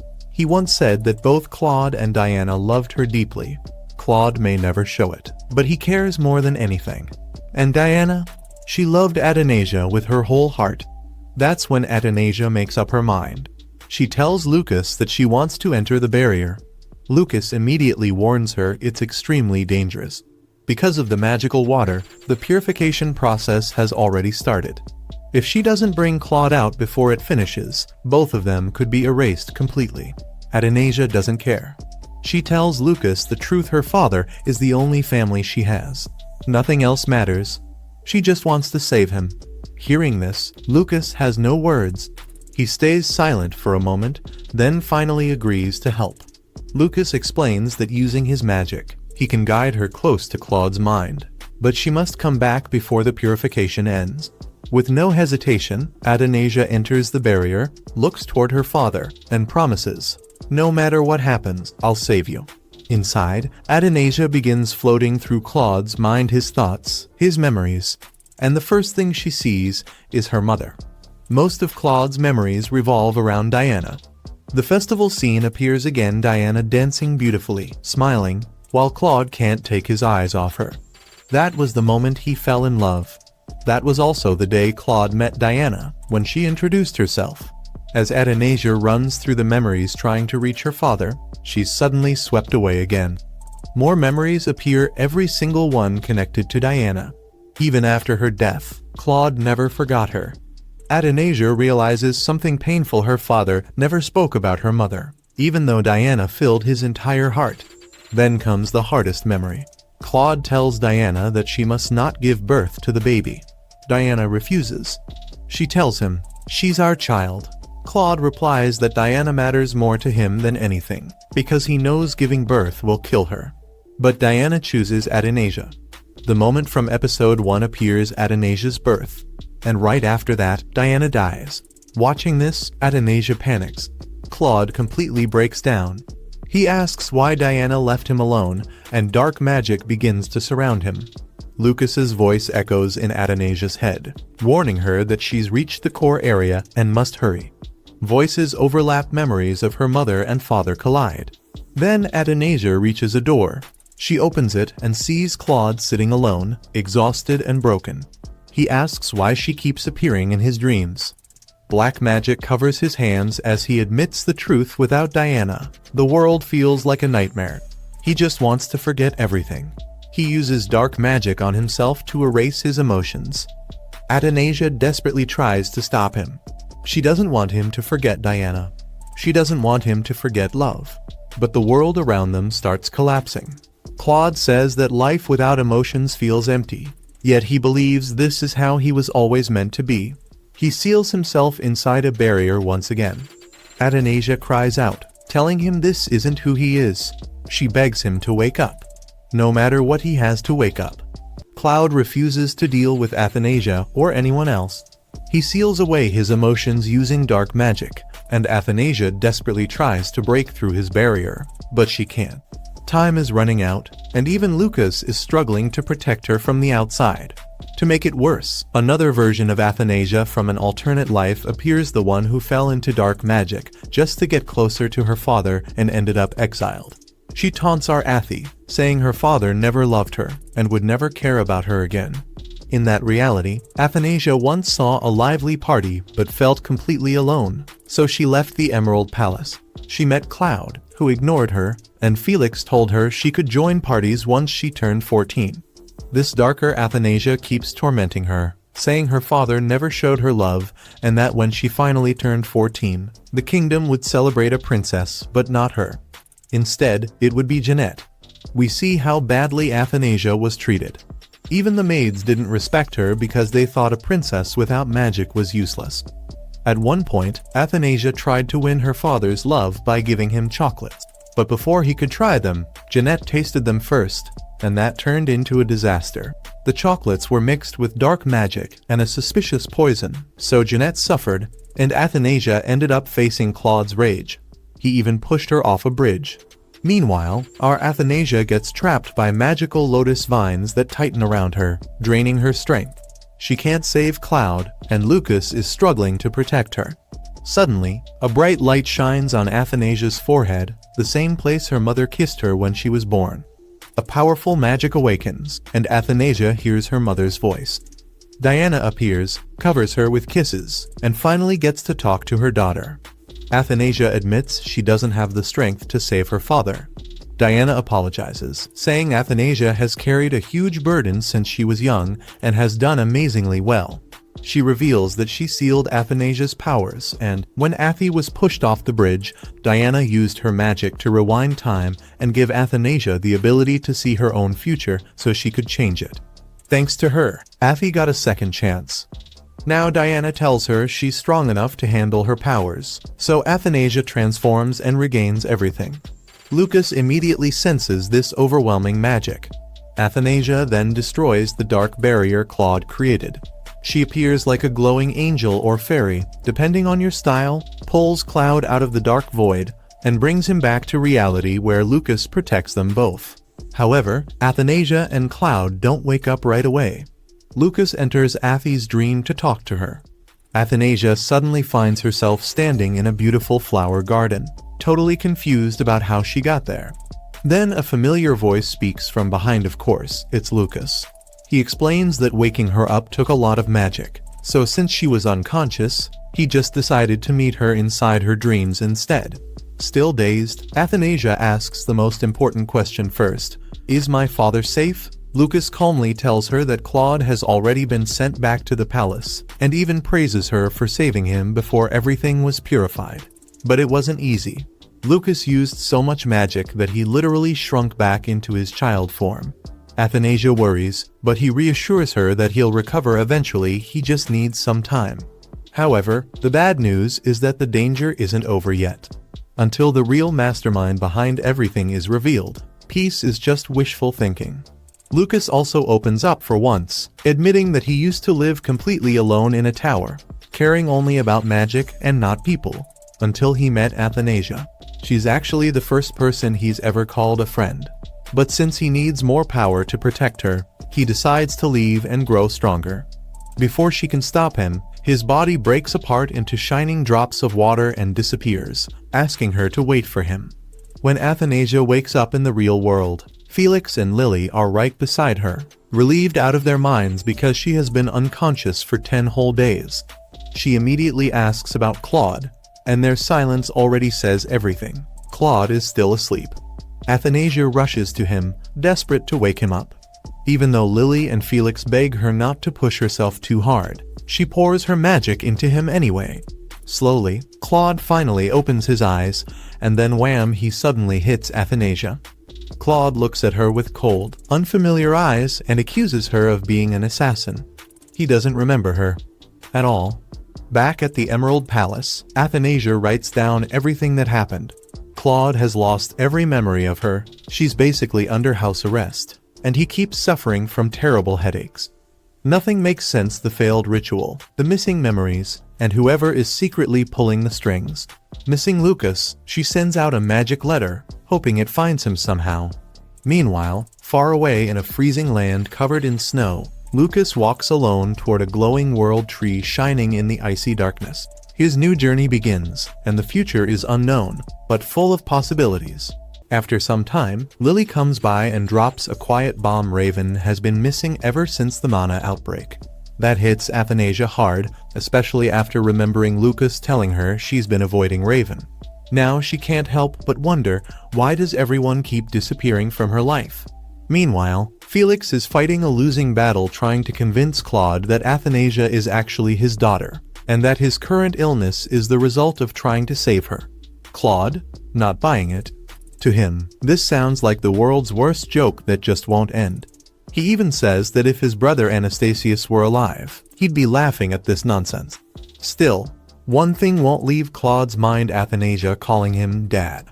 As Claude digs through documents, everything strangely lines up: records, Felix's confirmation, even proof that she's his legitimate child. But instead of accepting it, he jumps to another conclusion. Maybe she's some kind of dark magician messing with him. Even when he notices a chair in his office clearly meant just for her, he refuses to believe any of it. On the other side, Athanasia is slowly getting used to her life inside the Emerald Palace. She keeps her expectations low. Survival is still her main goal. But her maids misread her calm attitude as sadness and worry about her. Claude, still stuck in denial mode, comes across a building he doesn't even recognize. Felix casually tells him it's a library built just for Athanasia. At this point, Claude has had enough and decides to check it himself. But when the guards salute him and say they're protecting it for Athanasia's sake, he immediately turns around like, nope, not dealing with this today. Back with Athanasia, she receives a stack of letters from Jeanette, all filled with cheerful updates since she woke up from her 10-day sleep. Reading them actually makes her smile, and she quickly asks Lily for nice paper so she can write back. Later, Claude and Felix pass by a rose garden. Felix mentions that Claude himself once wanted it built. Claude just glares, but Felix stands firm no matter how much he glares, the truth isn't changing. Days pass, and Athanasia and Jeanette keep exchanging letters. But then one message stands out: Jeanette's mother is coming to the capital. And that's bad news, because in the original story, she was someone who plotted against Athanasia. An exhausted Claude finally returns to his room, completely done with Felix's stories. But then he notices a drawing of himself and Athanasia. Instead of feeling anything, he assumes it's some kind of creepy voodoo charm. Perfect finally proof Felix is making things up, right? Not quite. Felix sees the drawing and gets emotional, saying Claude must have treasured it so much that he even preserved it with magic. Claude is stunned. Him cherish something like that? Sounds impossible. But Felix keeps going, explaining when and how the drawing was given. Instead of clearing things up, it just messes with Claude's head even more. And just when Claude thinks it can't get any worse, Felix shows him a portrait of him and Athanasia together. Reality officially starts cracking. Claude takes one look at the portrait and immediately rejects it. There's no way he'd ever make that soft, caring expression. In his mind, this has witchcraft written all over it. In fact, he even starts wondering if it would be easier to just execute Athanasia and be done with all this confusion. Seeing where this is heading, Felix wisely decides, "Yeah, I'm out," and leaves Claude alone with his spiraling thoughts. But the silence doesn't help. Suddenly, a vivid memory hits Claude: Athanasia asking him to grant her a wish that only he could fulfill. Ever since that moment, he hasn't been able to sleep properly. His mind drifts to Diana, the one person he never wanted to remember because losing her broke him completely. In these haunting visions, she keeps asking him to take care of her child. Claude can't accept that. How is he supposed to love someone who survived, when the person he loved most didn't? Frustrated, he bitterly tells Diana to come back as a ghost and take care of Athanasia herself if she's so worried.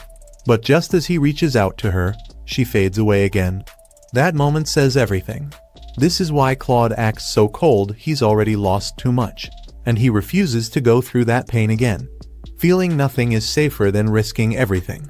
Morning comes, and Claude wakes up to loud celebrations. Turns out, it's his birthday. Before he can even process anything, he's already sitting on his throne, being greeted and praised like the emperor he is. Felix, however, can't help but notice the obvious: Claude looks like he hasn't slept in days. Then Lord Padma steps in, casually asking why Athanasia isn't present, since he assumed she'd attend like she did at her debut. Claude just stares at him, completely unamused, like, wrong question, wrong time. Meanwhile, back at the Emerald Palace, Athanasia is just passing time with Birdie when she notices how unusually quiet everything is. Hannah explains that everyone's busy preparing for the banquet tonight. That's when it clicks: it's her father's birthday. She was planning to go, but never received an invitation. That realization stings a little. Seeing her mood drop, Hannah tries to cheer her up by promising a special dinner, which Athanasia appreciates, even if it doesn't fully fix things. Then, out of nowhere, royal knights arrive with a message: Claude is summoning Athanasia to the banquet immediately. She arrives, unsure of what to do, but things go downhill fast. A knight orders her to kneel before Claude, and the entire room starts buzzing. Then Claude, in peak cold emperor mode, declares that her mere presence is disturbing him even on his birthday. Felix tries to step in and calm things down, but Claude shuts him up instantly with a threat. And then comes the real blow. In front of everyone, Claude announces that Athanasia is not his daughter, not even a princess. According to him, she's a criminal one who should be executed the next time he sees her. He just isn't in the mood to do it today. With that chilling statement, Emperor Claude casually ends the banquet, leaving behind a room full of stunned silence and one girl completely shattered. Right now, Claude is basically an ice statue with a crown, completely emotionless and acting exactly like the ruthless emperor from the novel. Without a second thought, he orders the guards to drag Athanasia away. but the moment they grab her, she pushes them back using magic, instantly shocking everyone in the room. Athanasia, done playing the weak role, straightens up and says she'll leave on her own. Matching Claude's cold energy, she calmly wishes him a happy birthday, like it means absolutely nothing, then walks out with a blank, distant look. But the second she's out of sight, that strong front cracks, she runs, stumbles, and starts trembling in fear. Not far behind her is Ezekiel, who followed her out. He finds her collapsed, gently puts her fallen sandals back on her feet, and asks if she's okay. Honestly, terrible question. Of course she's not okay. She hasn't been okay ever since Claude lost his memories of her. Athanasia quickly turns her face away, insisting she's not crying, but the tears say otherwise. Deep down, she knows she's not completely innocent either. She did lie to Claude at first just to survive. But somewhere along the way, things changed. She got attached. And now it hurts. In her past life, she was lonely and struggling. And now, different world, same loneliness. The happiness she keeps reaching for still feels out of reach. Ezekiel quietly comforts her, saying he didn't see anything, giving her the space to finally break down completely. Meanwhile, Claude retreats to his chambers, but peace doesn't follow him. Athanasia's cold stare keeps replaying in his head, giving him a pounding headache and a strange feeling like something important is missing. Later, when Ezekiel returns home, his father is furious that he went after Athanasia, especially after she was publicly humiliated. But for once, Ezekiel pushes back. He says he was always taught to be rational, but today, he learned that being rational isn't enough if it means ignoring someone's pain. He admits he doesn't have the heart to watch Athanasia cry or forgive the people who caused it. That's the moment his father realizes kids don't always follow their parents' rules. A few days pass, and suddenly Jeanette stops sending letters. Athanasia can't help but think Roger might be behind it. Meanwhile, Siaz suggests something wild, maybe hitting Claude on the head will bring his memories back. Hannah immediately shuts that down because, well, that's a one-way ticket to execution. Trying to lift Athanasia's mood, Lily takes her outside for some fresh air. As Athanasia steps out, the brightness almost surprises her. It's been a while since she's been out in the open like this, not since that painful night after the banquet. At the same time, Claude, despite running on zero sleep, feels strangely clear-headed. To him, this might be the perfect moment to finally get rid of the source of his constant headaches, Athanasia. As Athanasia walks through the royal garden, absent-mindedly picking roses, she suddenly runs into Claude. And just like before, his expression is ice-cold. He casually says he should have gotten rid of her earlier, and then attacks her with magic. But something unexpected happens. His magic doesn't hit her. A protective barrier blocks it. Even Claude recognizes it. It's his own magic. Still, he keeps attacking, over and over, but every strike gets stopped. Frustrated, he declares that he hates everything about her and wants to erase it completely. Athanasia, standing there, starts to question everything. Is this her punishment? Back during the Mana outbreak, Claude sacrificed himself to save her, and now he's trying to kill her. After this, how is she supposed to call him father? Realizing she can't change him right now, she makes a painful decision. The only thing she can do is disappear before things get worse. Gathering her strength, she uses her own power, and in a quiet, heartbreaking moment, she vanishes right in front of him. Her last words? A simple goodbye. Soon after, Felix and Lily show up, completely out of the loop, asking what just happened. Claude, clearly not in the mood for explanations, snaps that Athanasia has vanished and orders them to find her immediately. No excuses, no delays. Meanwhile, Lucas finally reaches the sacred world tree, only to find it completely fruitless. Out of options and patience, he does the worst possible thing. He attacks it with a fireball. Naturally, that doesn't go well. His reckless move starts triggering disasters all across the continent, because apparently, setting a magical world tree on fire has consequences. Elsewhere, Athanasia is digging through Jeanette's room, looking for anything related to memories. At the same time, she and Jeanette are casually having tea, well, casually for Jeanette, who's cheerful as ever. Athanasia, on the other hand, is sitting there wondering how her life turned into this confusing mess. Looking back, Athanasia remembers how things used to be. In the Olean Empire, all magicians are supposed to register themselves, no matter who they work for. But Lily convinced her to hide her powers, possibly to keep her under control, especially since those powers appeared suddenly and Athanasia still can't manage them properly. This leads her to wonder if she really absorbed Raven, and whether that's why Lucas warned her so strongly about getting attached. Since escaping Claude, Athanasia has been living on the run alone, anxious, and constantly on edge, even though she's been through something like this before in her past life. To make things worse, she hears that the Emperor is still actively searching for her using image stones. It makes her question if Claude truly hates her enough to want her dead that badly. As if that wasn't enough, she recalls a merchant once telling her she was cursed. That thought lingers, and she starts suspecting Jeanette after all. Jeanette is the only one close to her who has ties to dark magic. Around this time, Athanasia witnesses something unusual, Jeanette crying. She desperately wants to attend her aunt Countess Rosaria's funeral, but Raja refuses to let her go. In the original story, Rosaria was actually the one plotting against Athanasia to secure Jeanette's place as heir.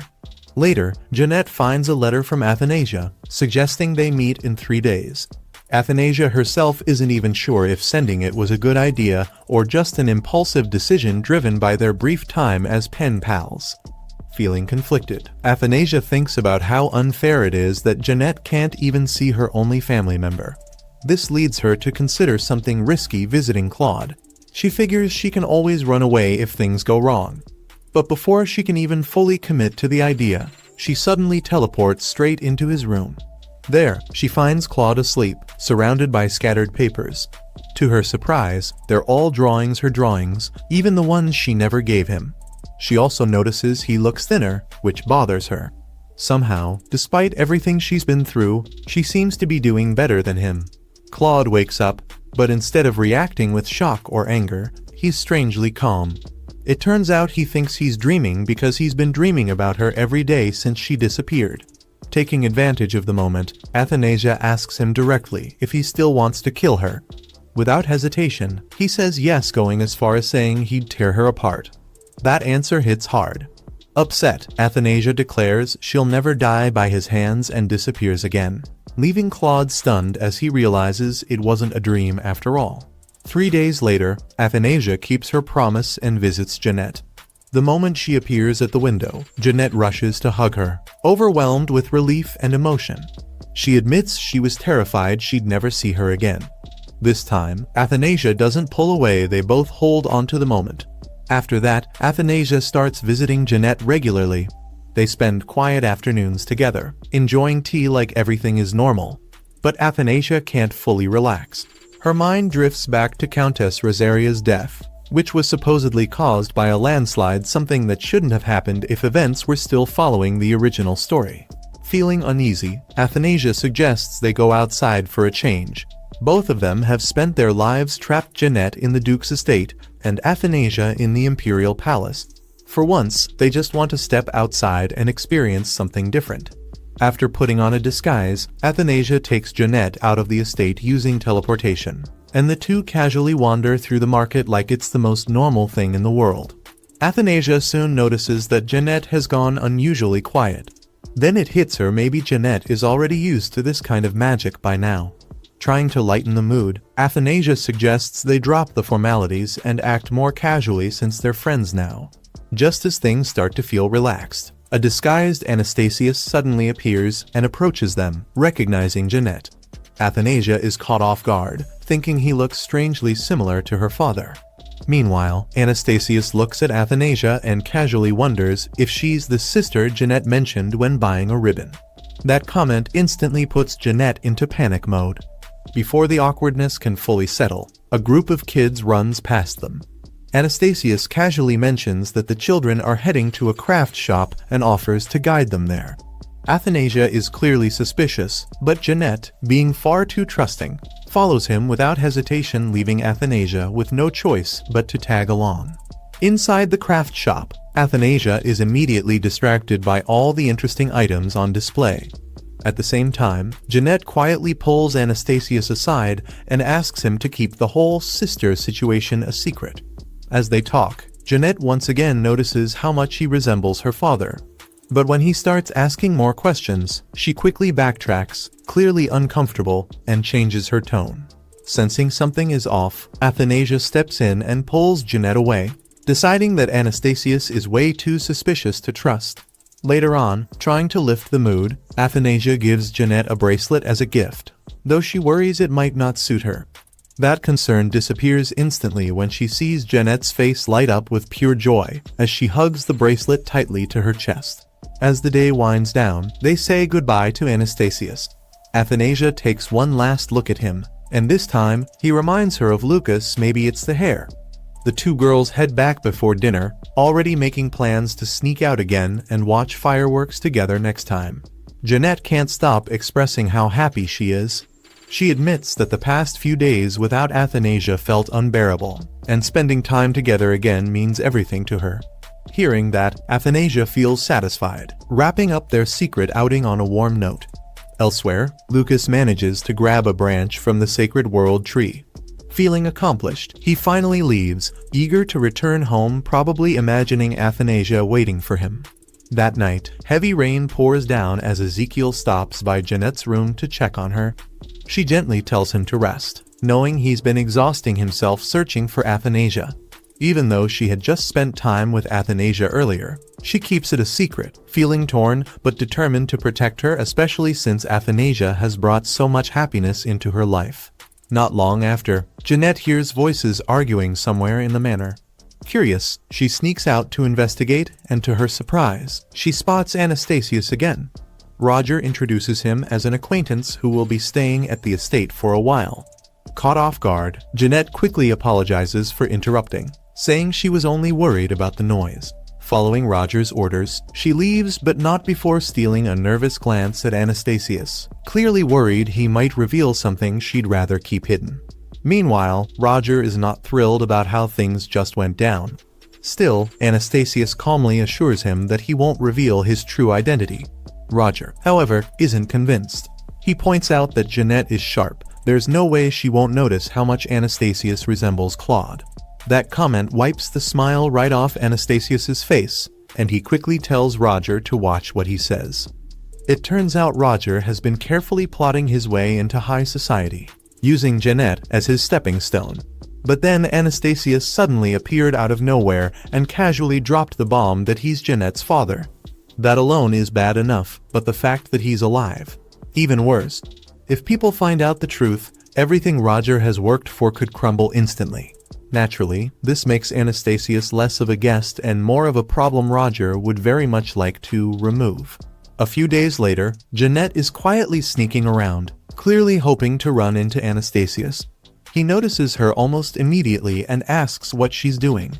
Thinking quickly, she says she just wants to take a walk in the garden. Conveniently, he says he was heading there too. As they stroll together, Jeanette asks him to keep their meeting at the festival a secret. He reassures her with a knowing smile that he remembers their little secret. Their moment is cut short when a maid arrives to summon Jeanette. Later, Roger tells her that he wants her to accompany him to the Imperial Palace. Sensing her concern about Claude, he adds that she'll at least be able to see him from a distance, which softens the news a bit. Afterward, Jeanette shares this update with Athanasia, which immediately gets her thinking. Maybe she should follow them too after all. She does miss everyone at the palace, even if things are complicated. At the Imperial Palace, Jeanette decides to take a peaceful walk through the Emerald Palace garden. But her calm stroll takes a sharp turn when she suddenly finds the Emperor lying on the ground. Panicking, she rushes to check on him, and to her surprise, Athanasia appears as well. The moment Claude starts to wake up, Athanasia quickly hides, leaving Jeanette alone to deal with a very disoriented emperor. Not long after, Lucas arrives and thanks Jeanette for helping. As Claude is carried away by his knights, he glances at Jeanette, clearly puzzled by her presence. Later on, Roger is absolutely delighted. He announces that they've been granted an audience with Claude. In his mind, this is the perfect chance to push his plan forward, especially now that Athanasia is supposedly out of the picture.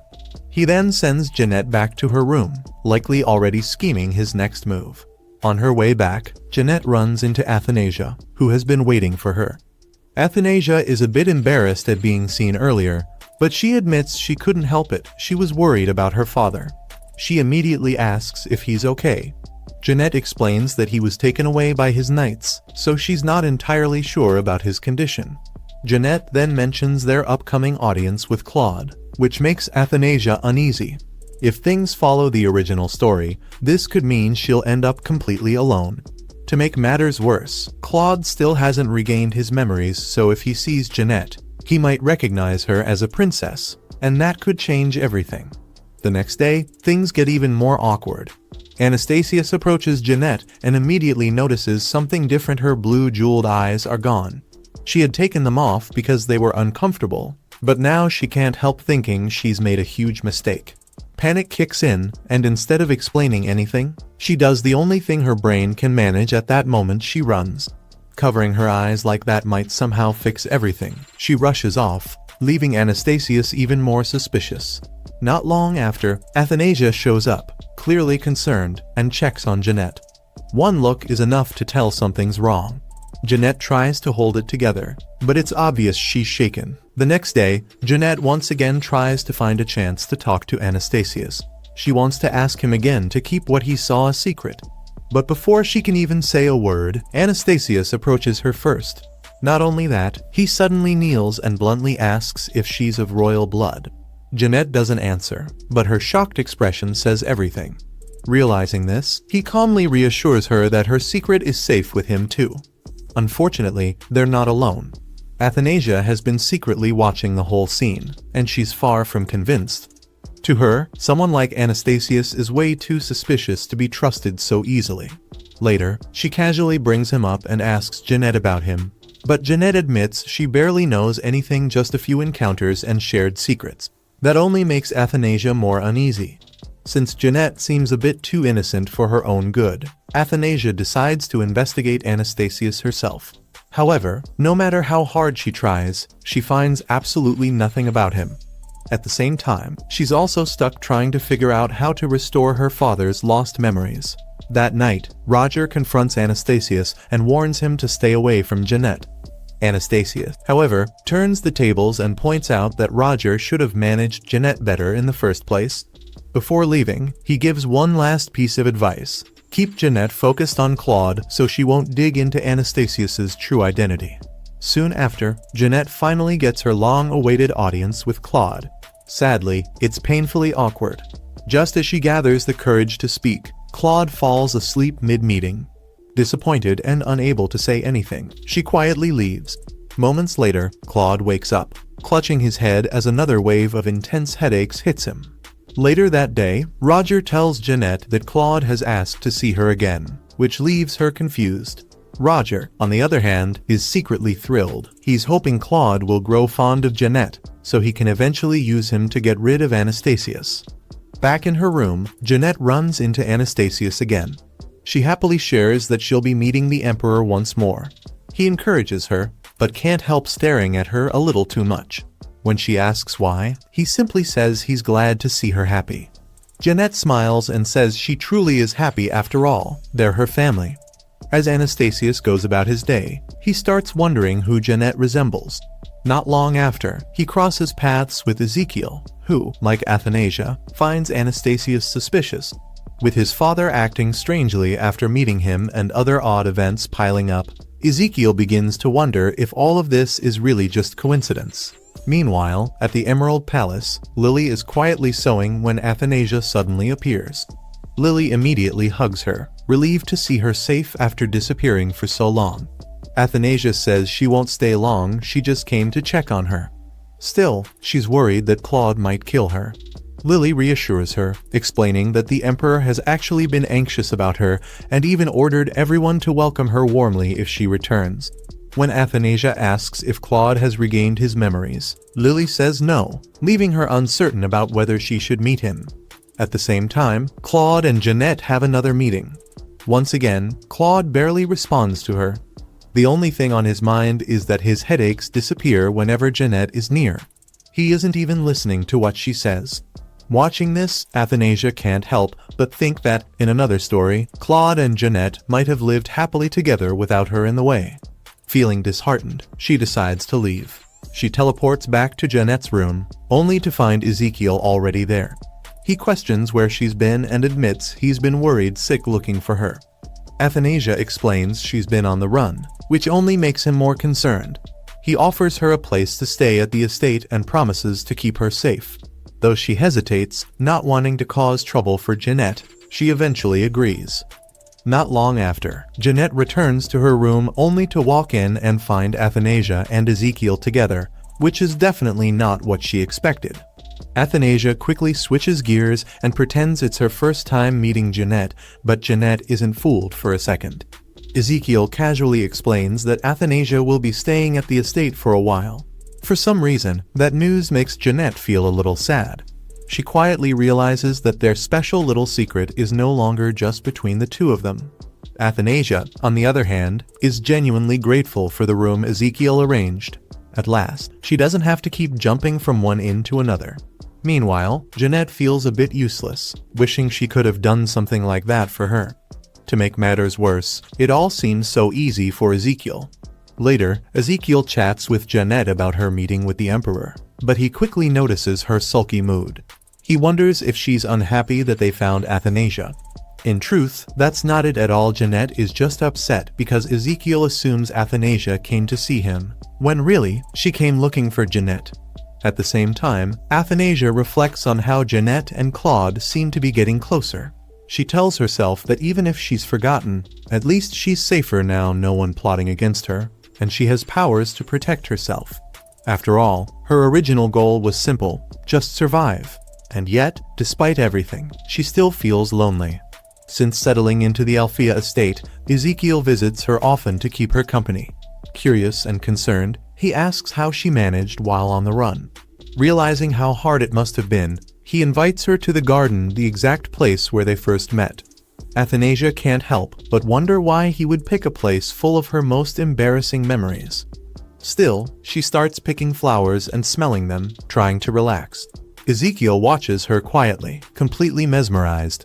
Without thinking, he reaches out to fix her hair, but the moment she notices, he panics and pulls his hand back, embarrassed. Meanwhile, Claude once again falls asleep during another meeting with Jeanette. Surprisingly, she leaves feeling a tiny bit hopeful.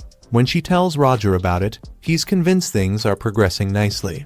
What he doesn't realize is that Claude only participates by taking a nap. Deep down, Jeanette starts to suspect that the Emperor doesn't really care about her at all. Later, Jeanette visits Athanasia, who happily chats about the books Ezekiel lent her. But even after talking for hours, Athanasia never once asks about Jeanette. That small detail leaves Jeanette feeling like something is missing.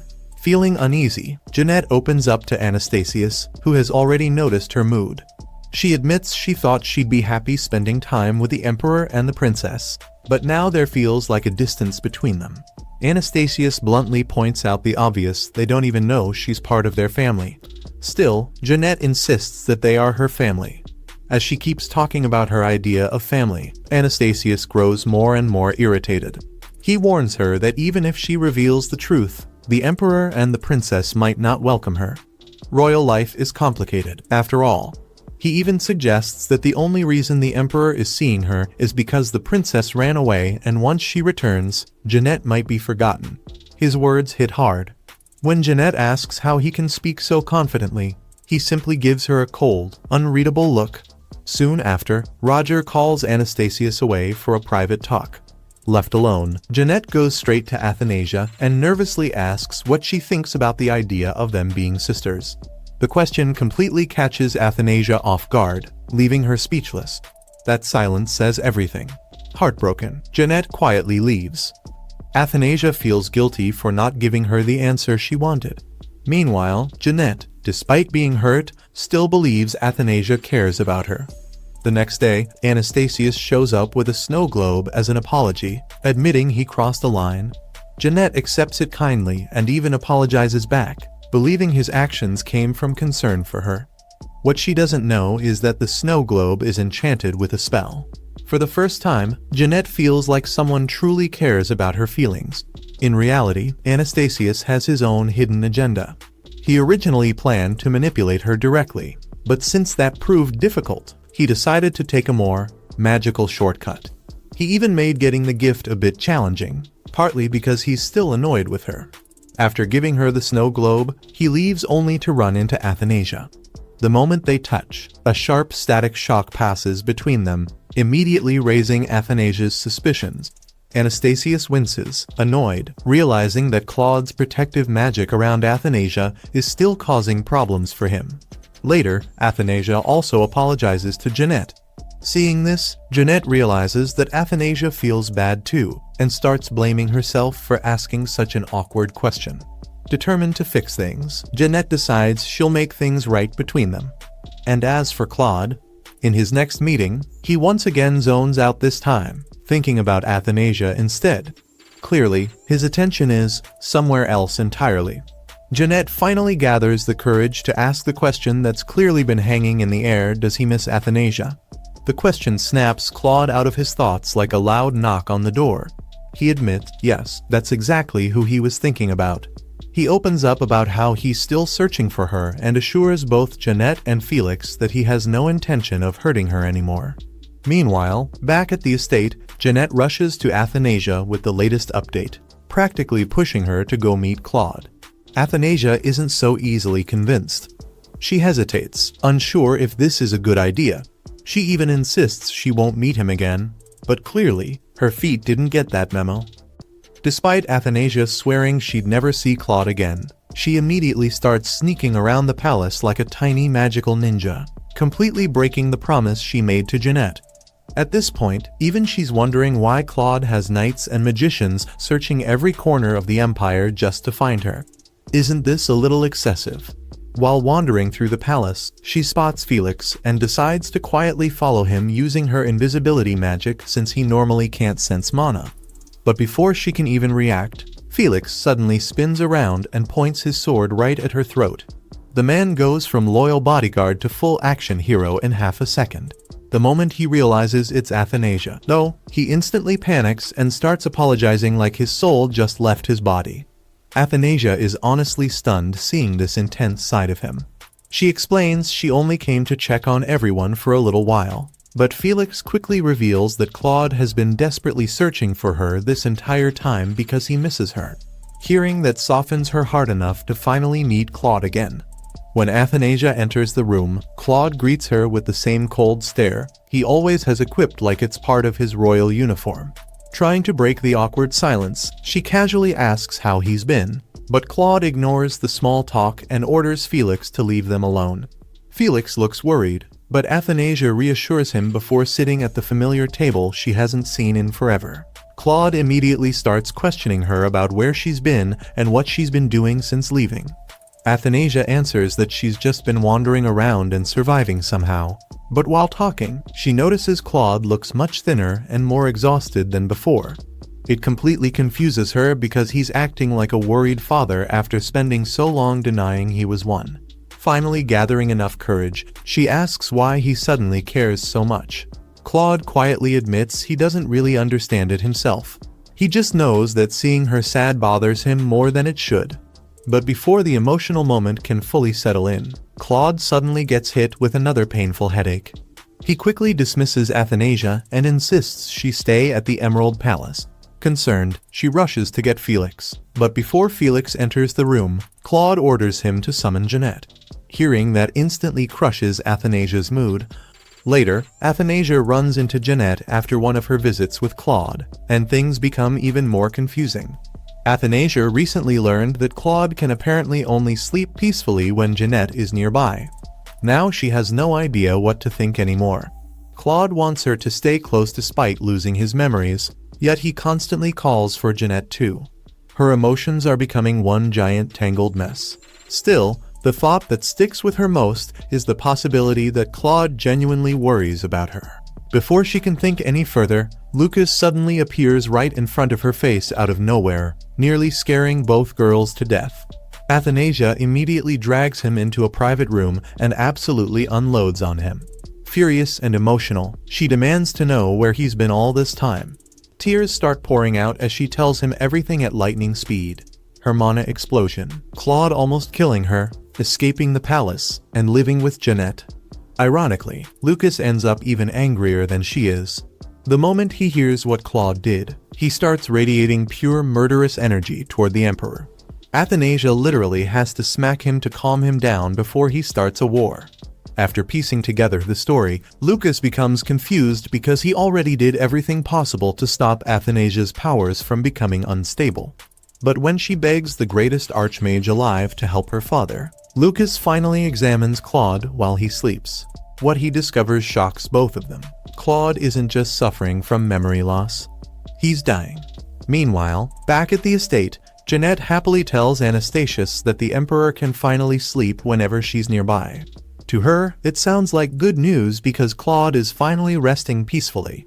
But Anastasius's suspicious little smile makes it painfully obvious he knows much more than he's letting on. Athanasia struggles to understand Lucas's explanation at first, but he eventually reveals the truth. Claude's condition isn't an illness at all. It's a curse caused by dark magic. Lucas temporarily eases Claude's pain with a spell, and for one brief moment, Claude's face finally relaxes, only for the effect to shatter almost instantly. Even Lucas can't fully cure him. He explains that Claude's memory loss, violent headaches, sudden aggression toward Athanasia, and even his dependence on Jeanette are all connected to the dark magic. Jeanette's mana acts like a stabilizer that temporarily calms the curse. Back in Athanasia's room, she desperately asks why Claude ever used dark magic in the first place. Lucas tells her to think carefully, and suddenly her mana explosion incident starts making sense. That accident had thrown Lucas back in time to when Claude was still consumed by dark magic. According to Lucas, Athanasia's strange mana composition triggered the entire event. Then he casually drops another shocking statement: she's experienced something like this before. That completely stuns her. Now that Lucas has regained his own mana, he can clearly see Athanasia's magical aura, and instead of being worried, the man looks weirdly fascinated by it, like he just discovered a new science project. Lucas explains that the dark magic inside Claude was once interrupted before it could fully consume him. He noticed it long ago, but simply ignored it because, in classic Lucas fashion, it wasn't his problem. Unfortunately, now that the curse has returned, destroying it outright would kill Claude instantly. That realization completely breaks Athanasia, and she starts crying again. Lucas, meanwhile, gets strangely irritated by how devastated she is. Part of him thinks that if Claude is going to die anyway, maybe it would be easier to let him go instead of dragging out everyone's suffering. But watching Athanasia cry keeps bothering him more than he wants to admit. He remembers something his old teacher once told him. One day, he would understand the pain of losing someone important. Lucas never understood those words when his own master died, and honestly, he never wanted to. But now, seeing Athanasia suffer this much over Claude, he starts wondering if this is what his teacher meant all along. Finally, Lucas tells her the truth as honestly as he can. Even though Claude gets painful headaches around her, the fact that he still wants her close proves he genuinely cares about her. Sadly, the dark magic is slowly killing him anyway. Athanasia then remembers the dream she once saw of the original story where Claude happily lived alongside Jeanette. Back then, it looked like a perfect fairy tale ending. Now she realizes that beautiful ending may have always led straight to Claude's death. Sensing how miserable Athanasia feels, Lucas decides to lighten the mood the only way he knows how, by dramatically complaining about how overworked he is right after returning from his journey. Athanasia jokingly asks if he wants a kiss as payment for all his suffering. Unfortunately for her, Lucas takes that statement completely seriously. Without hesitation, he points to his cheek and waits expectantly like a man collecting taxes. Athanasia is absolutely stunned that he's not joking. Sadly for them, Lily accidentally witnesses the entire thing. She immediately backs away in total disbelief, probably questioning reality itself. Later, when Felix checks the room and only finds Athanasia alone, Lily starts wondering if she hallucinated the whole scene. Over the next few mornings, Athanasia continues visiting Claude every day. Thanks to Lucas helping stabilize his condition, Claude finally starts sleeping a little better and slowly regains some strength, even if his memories are still gone. It's only temporary relief, but at least it's something. One day, a maid brings in a cake. Since Claude famously hates sweet things, Athanasia assumes it must be for her. Sure enough, Felix reveals he ordered it, while Claude stares at the dessert like it personally offended him. Not wanting to eat alone, Athanasia instead drinks some tea, and the taste instantly floods her with warm memories. She smiles so softly that even Claude and Felix get completely captivated for a moment. The sight reminds Claude of Diana offering him tea long ago, and for a second, he almost looks peaceful. Then the headache hits again. Already irritated, Claude notices Athanasia happily stuffing cake into her mouth right after acting all emotional a minute ago. The contrast is so ridiculous that she impulsively shoves a piece of cake directly into his mouth like old times. Claude immediately decides he has suffered enough for one day and kicks both Athanasia and Felix out of the room without hesitation.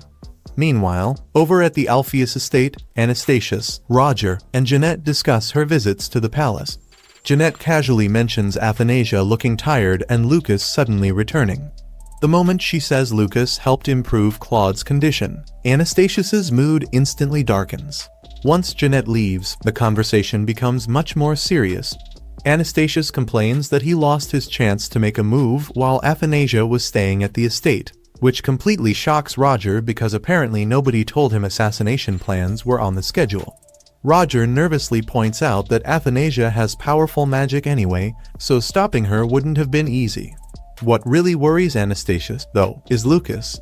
Not only has the strongest magician returned from the World Tree expedition, but he might also cure Claude's memory loss entirely. Ironically, the memory loss wasn't even part of Anastasius's original plan. Elsewhere, Lucas returns to his tower only to find someone has completely ransacked the place. As he investigates, Claude suddenly recalls an old childhood memory. Young Claude is searching for his older brother Anastasius before class starts, only to find him standing there blankly staring upward like he's hearing voices from another dimension. When Claude grabs his hand, Anastasius quietly says he feels like someone is calling him, almost as if their mother's anger is reaching out to him. The disturbing memory suddenly snaps present-day Claude back to reality, leaving him stressed and distracted while people keep asking if he and Athanasia have made up yet. Back at the tower, Lucas realizes the intruder didn't really learn anything new from searching the place. He briefly considers hunting down whoever trespassed, but then remembers Athanasia and decides protecting her matters more right now. So instead, he starts investigating the palace more carefully. Meanwhile, Athanasia briefly considers the highly scientific strategy of smacking Claude in the head to restore his memories. She immediately abandons the idea after remembering his automatic defense magic would probably vaporize her first. Soon after, Jeanette arrives, creating yet another painfully awkward group interaction. Only Athanasia seems to notice the weird tension filling the room. Jeanette brings homemade sweets and offers them to Claude. To Athanasia's horror, Claude calmly accepts them without complaint, despite acting like her cake was poison earlier. When he casually eats the sweets without reacting to the sugar at all, Athanasia becomes internally offended. This man is absolutely playing favorites. Felix tries to explain that Claude naturally acts more polite around Jeanette because she's technically a guest from House Alpheus.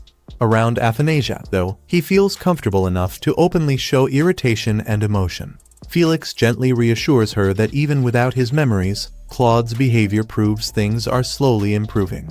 Realizing she's been sulking the entire time, Athanasia gets embarrassed, apologizes, and thanks Felix sincerely for comforting her. A few days later, Ezekiel requests a meeting with Athanasia. She suddenly realizes she vanished without ever contacting him afterward, which honestly makes her feel pretty guilty. Ignoring the maid's panic over her refusal to dress properly, she goes out to meet him anyway. The two quickly fall into an easy conversation.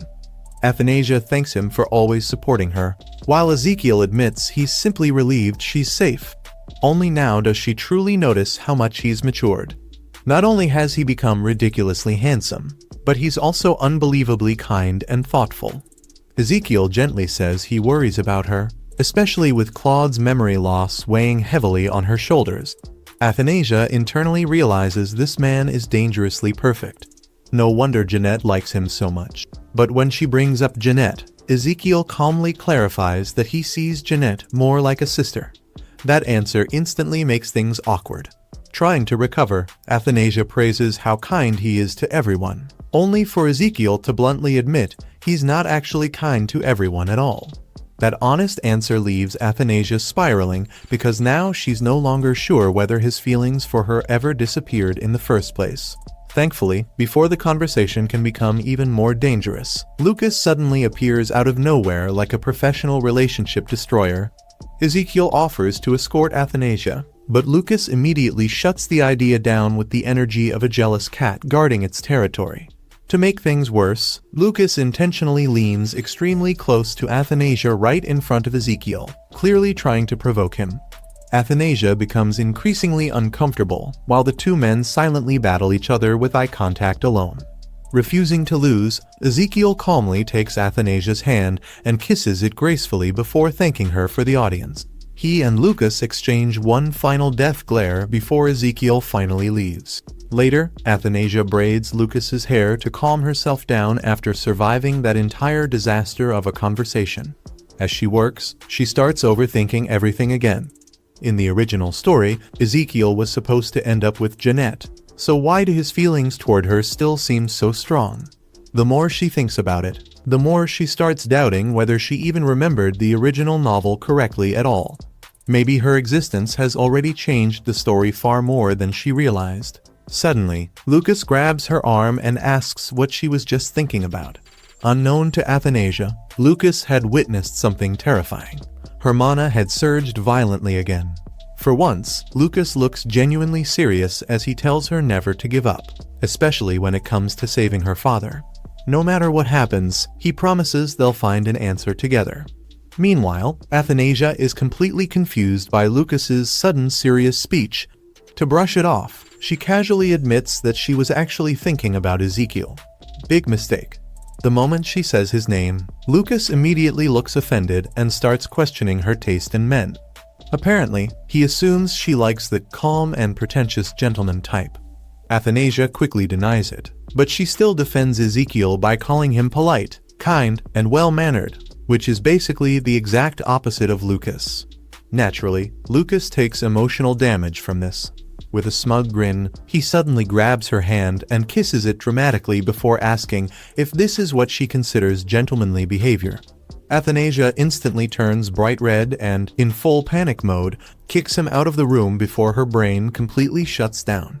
Meanwhile, Jeanette happily treasures the peaceful moments she shared with Athanasia and Claude. In her mind, if things continue smoothly like this, maybe the three of them could become one happy family someday. Still, one thing continues bothering her. When is Roger finally going to reveal her true identity to the Emperor? Back at the palace, Athanasia finds herself suffering from a completely different problem: romantic confusion. In desperation, she asks Lily and Felix if they've ever had someone confess to them before. Lily nearly short-circuits from embarrassment, while Felix casually answers first. From the way he talks, Athanasia quickly realizes Felix is secretly pretty popular. Unfortunately for him, spending every waking second babysitting Claude leaves zero room for romance. When she turns to Lily, the maid shyly admits she receives invitations to parties all the time, but usually avoids them because dancing and social events just aren't her thing. Felix suddenly becomes very interested in this information. Apparently, people often ask whether Lily likes him, but he always viewed their relationship more as protective companionship. Still, he quietly admits he's relieved he never forced her to dance at parties since she clearly hates that kind of attention. Honestly, Athanasia can't even blame herself for being confused anymore. For most of her life, she was too busy trying not to die. Now that romance has suddenly entered the picture, her brain simply cannot process it. Even so, saving her father's memories remains her top priority. Later, Athanasia invites Claude to go boating on the lake, something they used to do often together.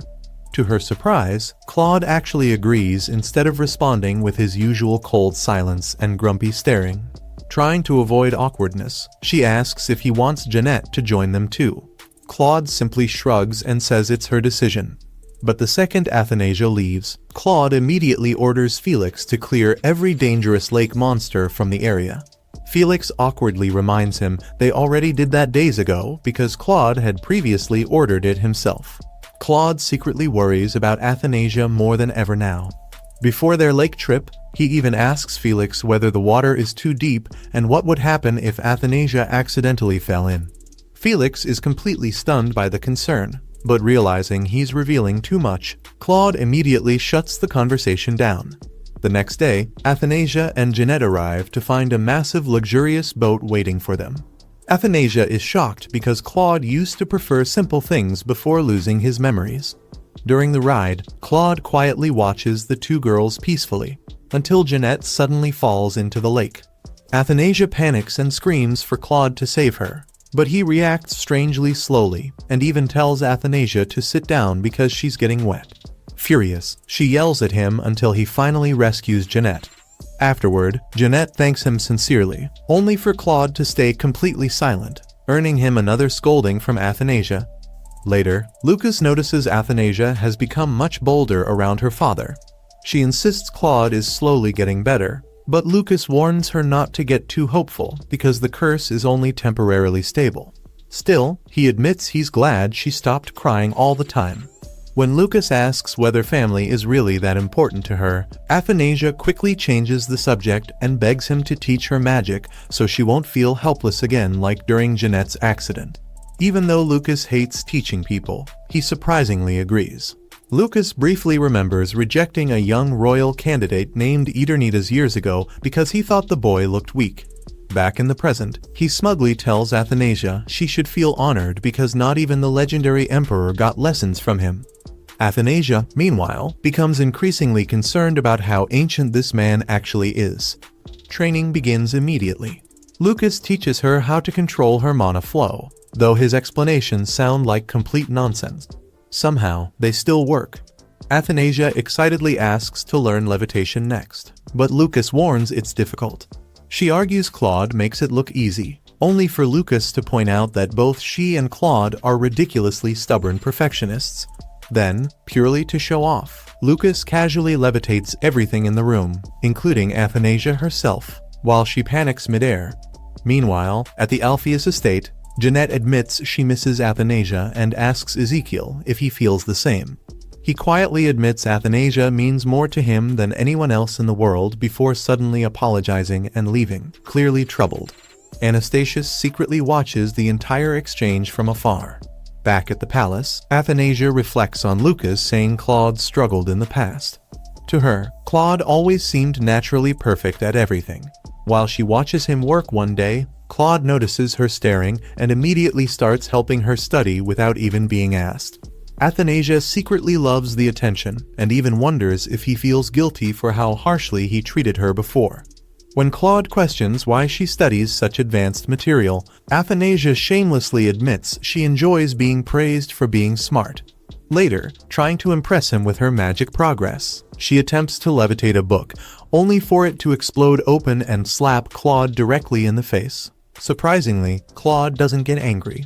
Instead, he calmly teaches her how to control the spell properly.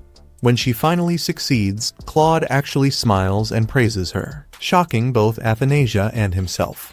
But the moment quickly falls apart. Confused by his own feelings, Claude suddenly lashes out and orders her to leave. That night, Claude lies awake thinking about Athanasia. Even without his memories, he can't stop thinking about her. He spent so long trying to push her away, yet she stubbornly stays by his side anyway. And more than anything, she reminds him of Diana. Later, Lucas went to Athanasia's room just to tell her that her father was asleep. Athanasia thanked him for checking on him, and then said goodnight because she needed rest. Lucas, however, held back something important. He couldn't bring himself to tell her that her father's condition was actually far worse than she thought. After he left, Athanasia lay in bed, quietly hoping things between her and her father might finally improve. She even felt a small spark of hope that he might start treating her like he used to. But at the same time, she couldn't ignore Lucas's warning in the back of her mind. She began questioning herself. Had she focused so much on surviving that she never truly understood her father's pain or why he kept her at a distance? Then her thoughts drifted to what she knew from the novel. She started wondering if her father kept Jeanette close because Jeanette helped ease the pain caused by the side effects of dark magic. And if that was true, it might also explain why, in the story, He ordered Athanasia's execution after Jeanette was poisoned because she destroyed the one thing that kept him stable. That realization hit her hard. In the original story, Athanasia never even learned the reason she was killed. Tears filled her eyes as she felt an unfamiliar pain in her chest, like she was personally living that tragic fate. She didn't even understand why she was crying so much. That night, sleep barely came to her. The next morning, she woke up exhausted and looked completely drained. Lily noticed immediately and asked what had happened. Athanasia brushed it off, saying she just had a nightmare and didn't sleep at all. Even during breakfast, her mind stayed stuck on it. She realized her dreams were never complete, but they always showed one thing clearly: Jeanette being beside her father when he collapsed. If her dreams were true, then his condition might be getting worse, possibly even life-threatening. But what bothered her most was the mysterious person in her dreams whose face she could never see. She felt like she had to uncover who it was and what connection they had to her father's curse. She also remembered meeting him 4 years ago, which made her wonder, could she have somehow affected the dark magic curse when she was younger? Later, she met Lucas again and told him everything about her dream. Lucas explained that such dreams might not just be imagination, they could be warnings or traces of magic. He also revealed something more disturbing. Her father wasn't only affected by dark magic, but had also used several spells that erased emotions and memories.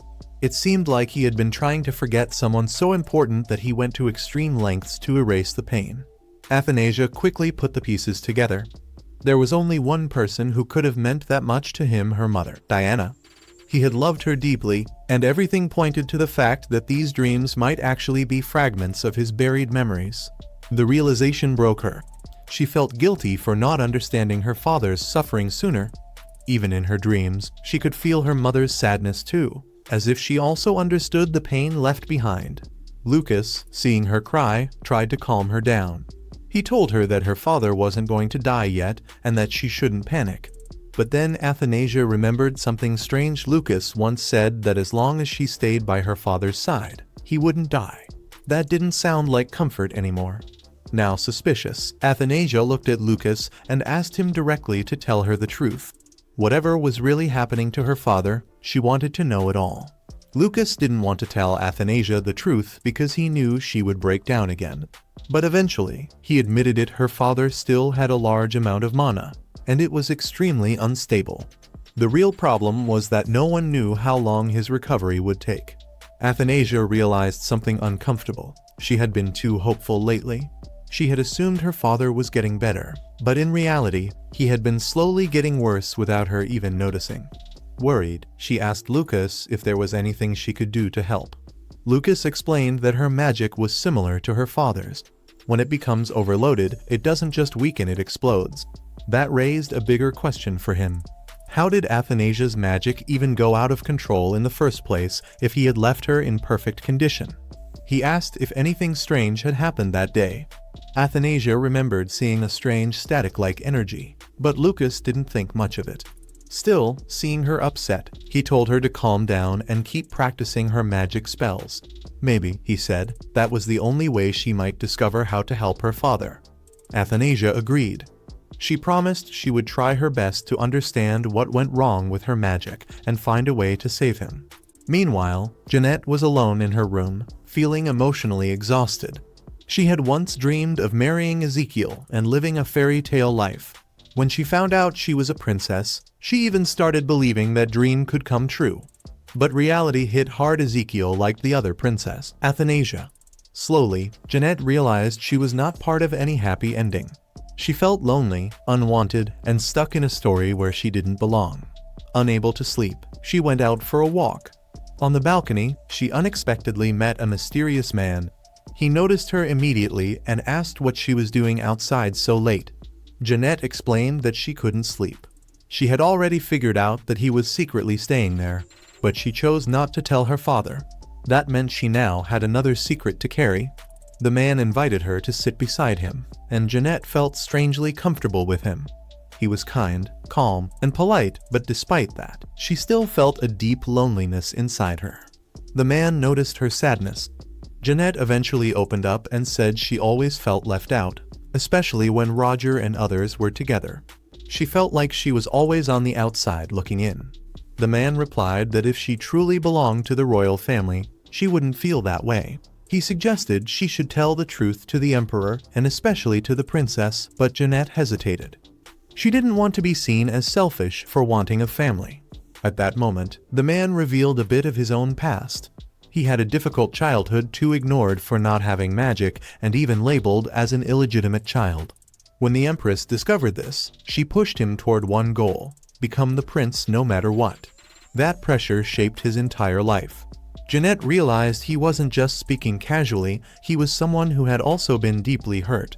He admitted that having a real family might have made him happy. Jeanette felt sympathy for him and told him she would listen whenever he needed to talk, just like he listened to her. As he left, he gently reached out toward her, and Jeanette briefly panicked, thinking he might hurt her. But nothing bad happened, and she slowly relaxed. The next morning, Athanasia, Jeanette, and the emperor were enjoying tea together. The heat was intense, so Athanasia suggested moving the tea to a cooler place. As she walked, she suddenly noticed a teapot was about to fall on her. Before she could react, her father grabbed it just in time and saved her. Athanasia immediately panicked when she saw her father's hand burned by the hot tea. Without wasting a second, she rushed to him, checked his injury, and quickly demanded that a mage be called. Her worry wasn't just about the burn, she could feel something was seriously wrong with him again. Cloud, seeing the situation, suddenly told Jeanette to go back home. Jeanette was shocked by how abruptly she was dismissed, but she had no choice but to leave. Around the same time, Lucas arrived and, just by looking at Jeanette as she left, sensed something strange about her magical energy. Something about her didn't feel normal at all. Later, back at home, Jeanette sat alone feeling upset. Just when she thought she could finally rest, Anastasius appeared in front of her again. He noticed her mood and told her he was worried about the emperor, who was already in poor health. He pushed Jeanette again to tell the truth about her identity, but Jeanette hesitated. She had already asked the princess about it before, and the princess had stayed silent. That only confused her more. Anastasius, however, misread the situation. He believed Jeanette and Athanasia were becoming friends, and that the princess was simply trying to stay kind so Jeanette wouldn't turn against her in the future. But in reality, Jeanette was still lost and uncertain. Then things took a darker turn. A voice in Anastasius's mind began whispering that the emperor should be removed quickly. While he was still calmly talking about how good and noble the emperor and princess were, the voice kept pushing him in the opposite direction. It told Cloud didn't deserve the throne. His expression changed. His eyes shifted from calm blue to a deep, unsettling red. Suddenly, his thoughts turned cold and sharp. He began suggesting that Jeanette should be the one closer to the throne, and that she should act more gentle and charming so the people would love her. On the outside, he sounded helpful, but inside, something twisted was clearly growing. Meanwhile, from a distance, Ezekiel was watching their conversation. He already suspected that something dangerous was going on, and this only confirmed his doubts. The next day, Jeanette returned to the palace. Anastasius met her again and noticed the bracelet she was wearing. Jeanette explained that the princess had given it to her as a gift. Anastasius realized Jeanette still wasn't ready to reveal the truth, so he secretly altered the bracelet with dark magic. Now, no one would be able to detect the strange energy inside it. After finishing his spell, he left with a satisfied smile. It was clear he was finally getting closer to whatever revenge he was planning. Later, Jeanette met the emperor and soon returned home in tears. She told Anastasius that His Majesty had suddenly become very ill, which shocked her completely. Inside the palace, Athanasia stays by her father's side as he lies unconscious. Lucas arrives and gently tells her to rest. She explains they were just drinking tea when the emperor suddenly started bleeding out of nowhere, which clearly doesn't add up.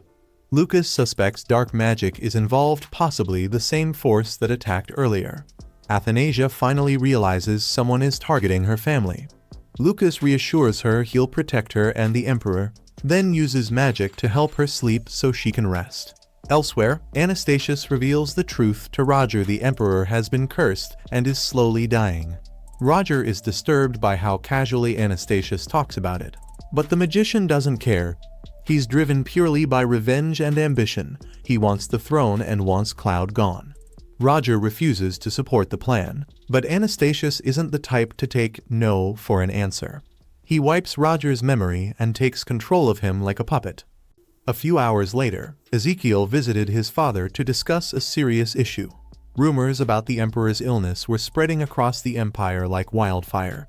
Roger brushed it off, claiming it wasn't a big deal if people knew about the Emperor's condition. But something felt wrong.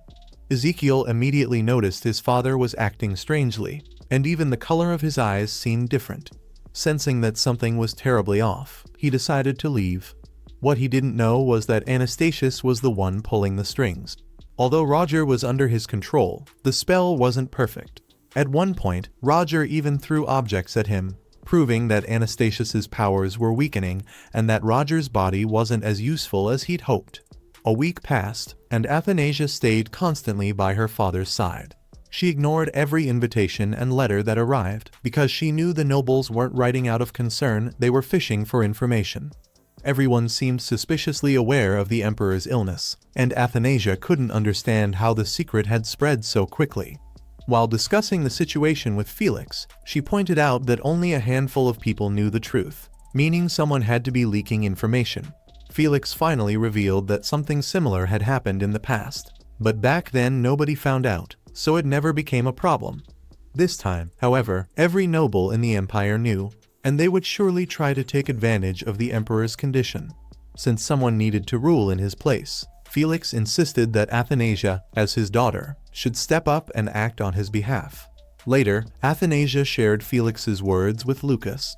She wasn't sure she could handle such a massive responsibility, but she also didn't want to disappoint her father. After all, when he woke up, she wanted him to find everything running smoothly.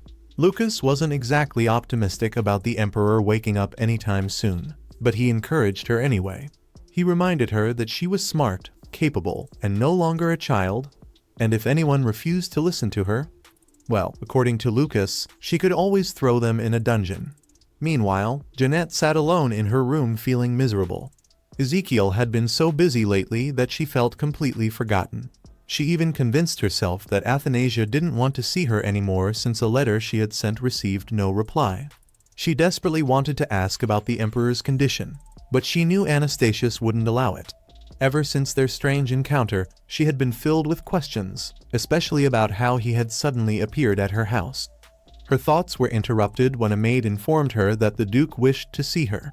When she arrived at his office, she found Roger there alongside Anastasius, and Roger claimed he had something very important to discuss.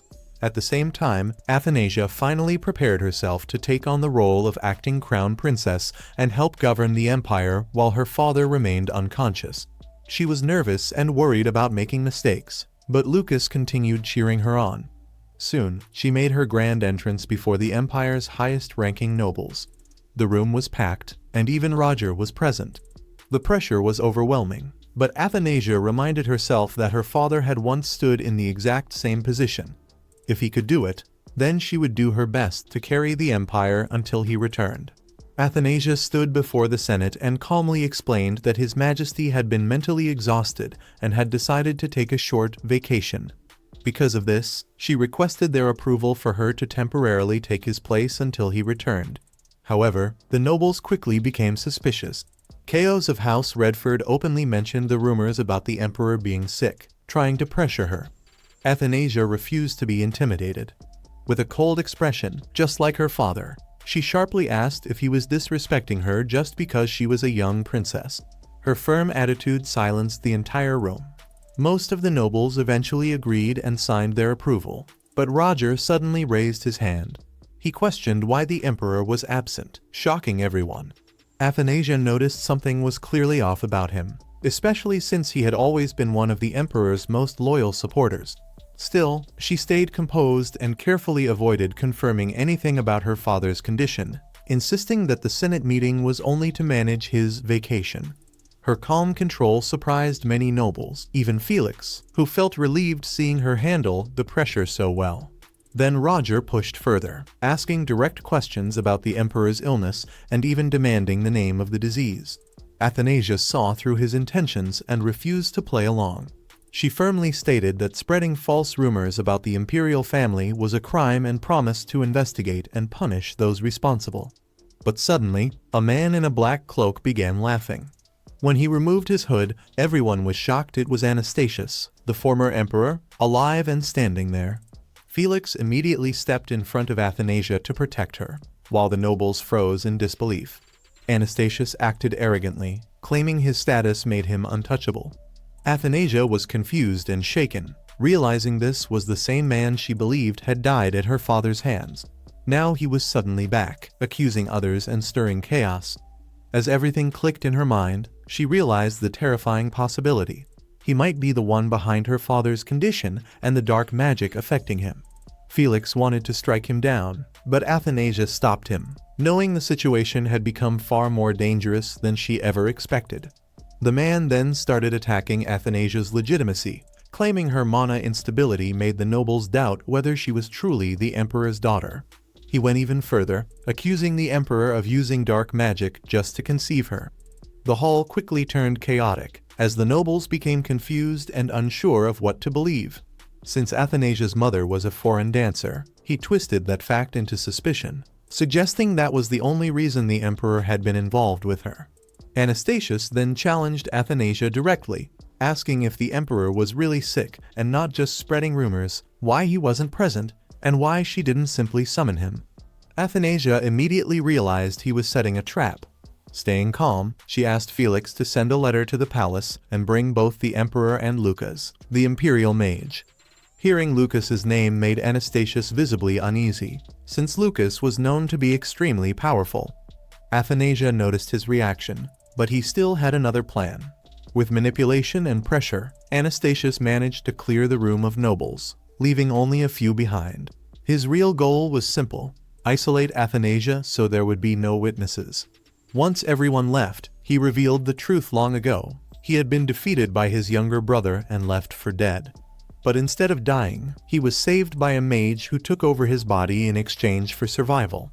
Athanasia quickly understood the danger. Even Felix's sword wouldn't be enough to defeat him. Seeing the dark energy around Anastasius, she stopped Felix from attacking, knowing it would only get him killed.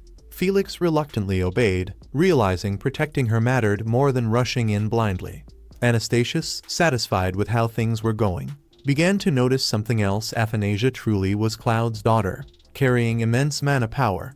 That also caught Lucas's attention. Afterward, Anastasius and Roger left, leaving Athanasia alone and overwhelmed. She broke down in tears, feeling helpless as her father lay unconscious. Still, she decided she had to tell everything to Lucas. Meanwhile, Lucas was already struggling to suppress the Emperor's curse with his magic, doing everything he could to keep him alive. Soon after, Athanasia arrived in Felix's arms and explained everything that had happened. Lucas told her that if he wanted, he could eliminate Anastasius and everyone standing against her, but Athanasia refused. She knew violence wasn't the answer. Instead, she forced herself to think clearly and strategically, realizing the Senate would now spread even more dangerous rumors. She also couldn't understand how Roger had been manipulated so easily and feared that if they proved her father used dark magic, her uncle would use it as the perfect opportunity to seize the throne. Lucas was confused because Athanasia seemed to understand his abilities, but she still refused to use them. Even though he was ready to eliminate the former emperor, Athanasia didn't want that option. She feared it would cause serious side effects, and she didn't want a member of her father's family to die twice. Still, she understood why her father hated that man so deeply.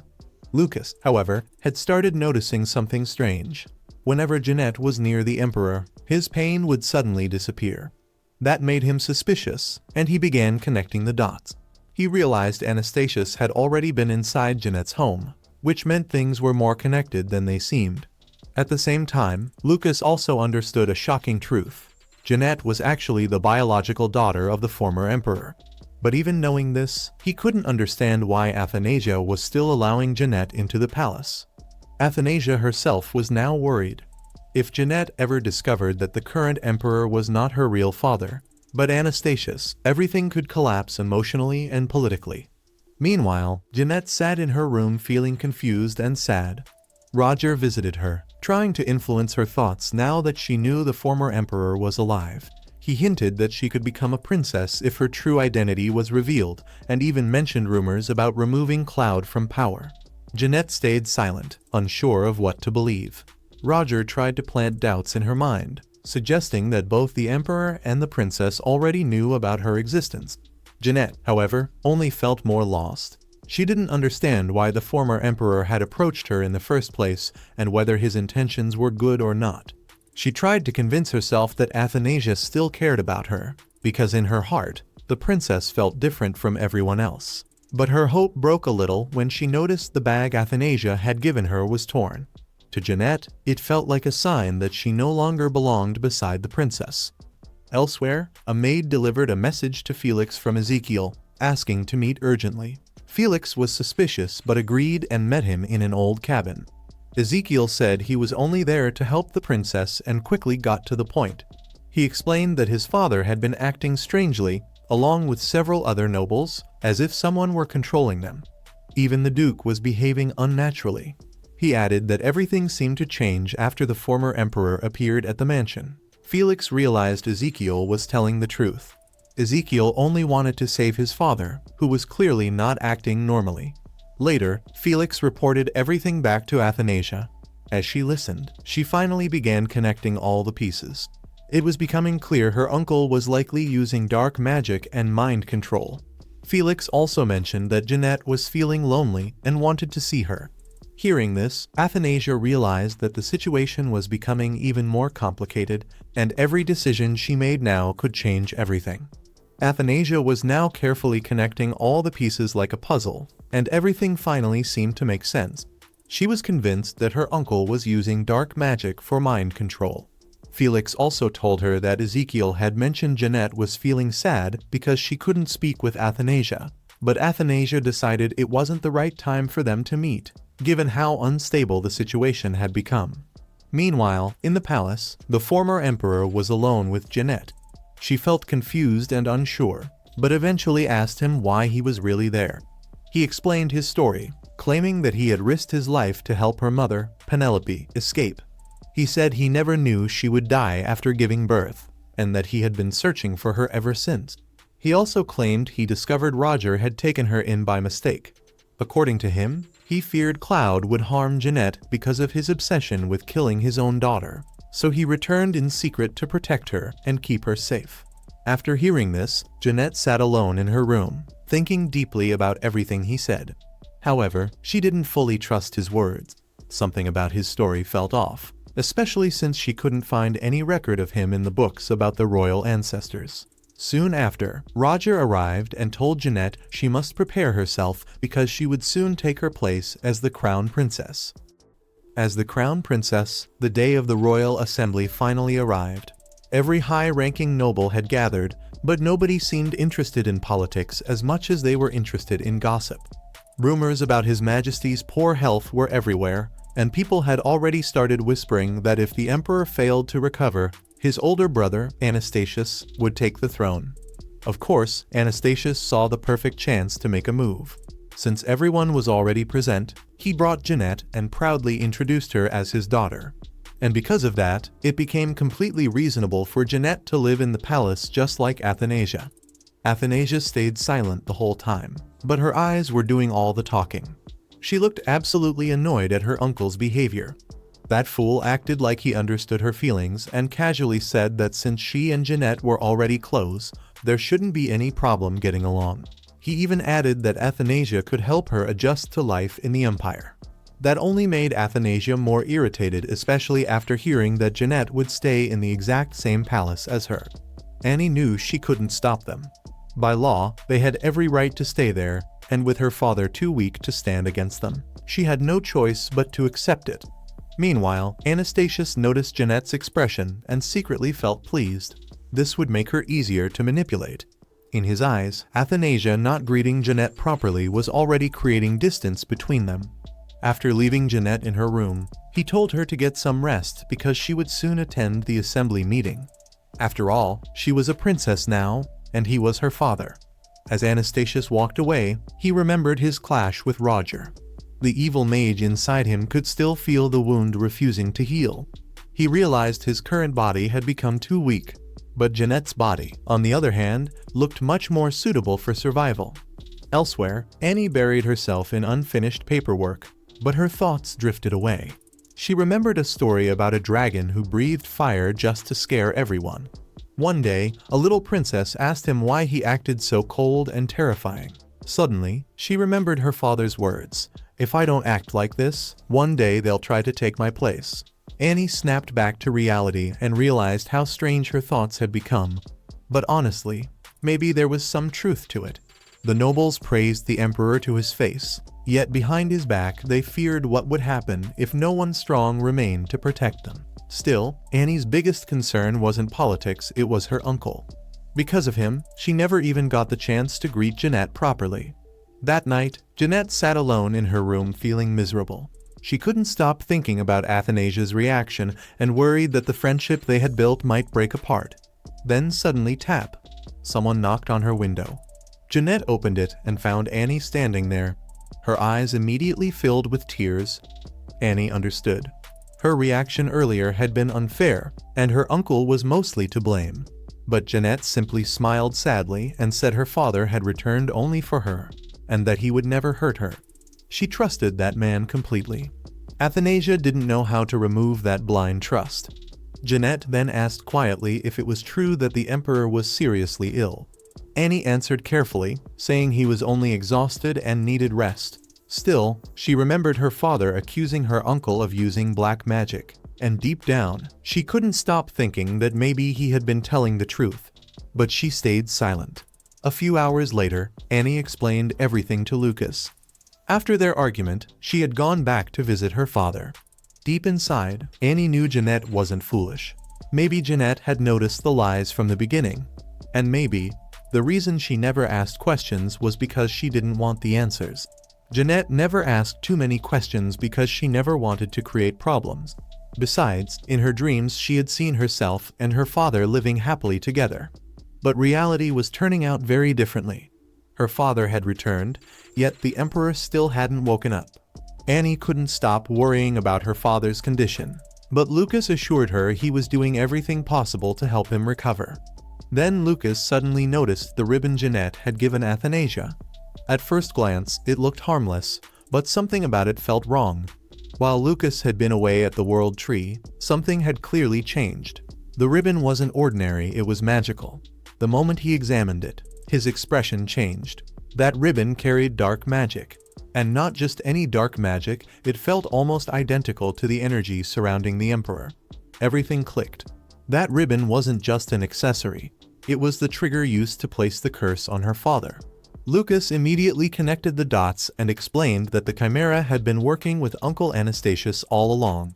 When the emperor collapsed, she had been right there beside him. Annie froze. Then anger hit. She couldn't believe Jeanette had deceived her again. But before she could jump to conclusions, Lucas grabbed her arm. He had seen this type of magic before. He explained that the dark energy flowing through the emperor's body was preventing him from remembering anything. Worse, if he survived, his power could grow even stronger. Annie remembered the original story. Nobody had ever been strong enough to challenge her father. But black magic always comes with a price. Power never arrives for free. Lucas believed Anastasius had used forbidden magic during Jeanette's birth, and now he was paying for it. His body was weakening as the cost finally caught up to him. Meanwhile, Jeanette sat alone in her room feeling miserable. Unable to stay still, she decided to walk through the palace halls. As she passed her father's room, she noticed the door was slightly open. Curious, she stepped closer. Inside, she heard voices. Her father and someone else. They were arguing. The atmosphere felt wrong. Fear crawled up her spine, and she quietly turned to leave, but suddenly her father appeared behind her. His eyes looked cold, almost sinister. Jeanette quickly apologized and explained she only came because she couldn't sleep. Instantly, his expression softened. Too quickly. With a warm smile, he invited her inside. Jeanette was terrified, until she realized he was completely alone. Back with Annie and Lucas, Lucas revealed another shocking discovery. He could sense Adornitas's magic hidden inside the Emperor's curse. It was the exact same magic stolen from his tower before it was destroyed. That meant Uncle Anastasius had stolen Lucas's magic and twisted it for his own use. And the target was the Emperor. Lucas admitted that because of this, he had slept for hundreds of years while searching for the object carrying the curse. Now he finally knew. The ribbon had been the carrier all along. Annie remembered meeting Jeanette in the village and feeling a strange magic that reminded her of Lucas. Now she understood. It had always been his stolen power. Lucas finally realized why his own magic reacted strangely whenever he tried helping Cloud. The two magics were mixed together, making it impossible to fully remove the curse. Annie still couldn't understand one thing. Why was Aternitas doing all of this? Lucas answered simply. People who use dark magic are rarely satisfied. They always want more power than they already have. And it was possible that this twisted mage had hidden himself inside the body of the former Emperor Anastasius. Lucas was furious. Anastasius had once been the strongest emperor in Obelia's history. Now everything had become a tangled mess of stolen power and corruption. Even Lucas couldn't fully control the situation anymore. But Annie wasn't thinking about power. She was thinking about Jeanette. Did she know the truth? Or was she just another puppet being used? That thought hurt more than she expected. Because while she kept trying to protect herself, she hadn't once stopped to protect Jeanette. While Annie was crying, Lucas suddenly froze. Behind her, he saw the soul of her mother. Shocked, Lucas quickly told Annie something important. If she could obtain the fruit of the world tree, she might be able to save her father. That fruit could restore magical power and heal damaged energy. But there was a problem. Even Lucas himself had never been able to get it. Annie broke down in tears. Without the fruit, there seemed to be no way to save her father. Then Lucas said something unexpected. Even if the fruit was impossible to get, he still had something else that might help the branch of the world tree. He had stolen it before for his own purpose, but now saving the Emperor mattered more than anything else. The moment Annie touched the branch, everything changed. She was suddenly transported to a strange place, a massive white tree glowing like snow, towering into the sky. She stood there frozen, like she had stepped into another world. Back in reality, Lucas had to carry her to the sofa because she couldn't even move. After a while, Annie suddenly woke up and asked where she was. Lucas was furious. She had grabbed the branch without thinking, even after being warned. But Annie was excited. She said she had seen the world tree, and now she could save her father. Then Lucas noticed something strange in her eyes. They looked glassy, almost enchanted. He realized it immediately. The tree was influencing her. He told her to calm down and explained again that things were not that simple. Her father was unconscious and might not even be able to use healing magic. But Annie refused to give up. She insisted she would save him herself, because the tree had told her she could. Lucas clenched his fists. He understood what was happening. The world tree was clearly taking revenge for the branch he had stolen. But Annie didn't want to listen. She even said the tree told her something else, that the so-called Tree of the Gods might not even exist. Lucas knew exactly what she meant, but he chose not to explain everything yet. Instead, he warned her one last time. If she used that method, she might die in the process. But Annie doesn't care about the risk. Her only goal is to save her father. Lucas gets frustrated. He can't understand why she's willing to sacrifice everything for someone he could literally defeat with a single move, even the former emperor. Still, he feels stuck, so he agrees to hear her plan. But he doesn't approve of it.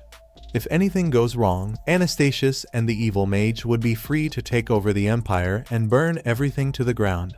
That night, Athanasia wakes up from a nightmare, or maybe a vision. She sees Zenit again with her father. But this time she also recognizes the man standing with them, Anastasius.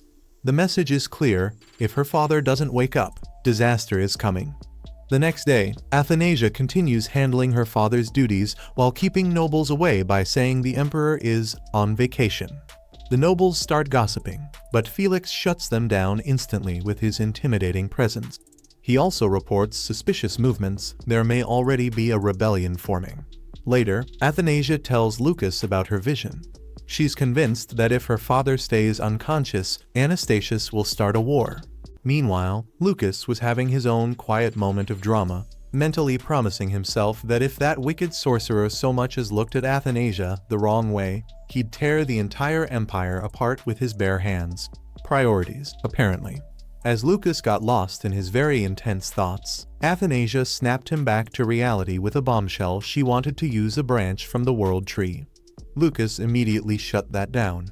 The idea of Athanasia disappearing was simply not something he could live with, quite literally.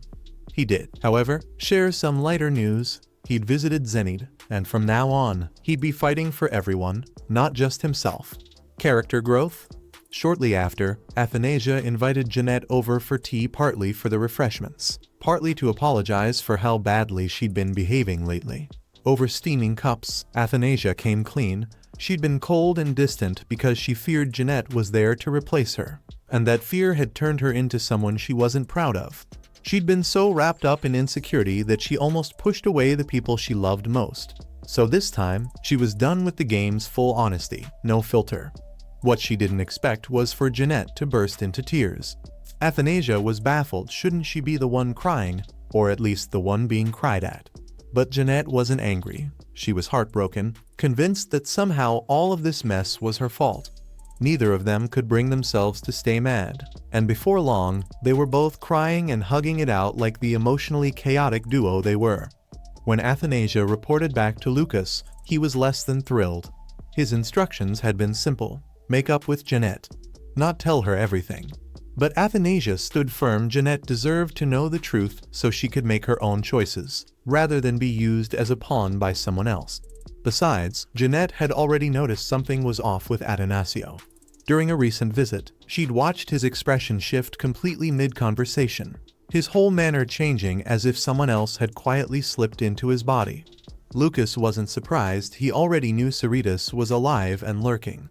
What worried him was that his uncle might soon realize Jeanette had figured out his little secret, putting her in real danger. All of this made waking the Emperor more urgent than ever.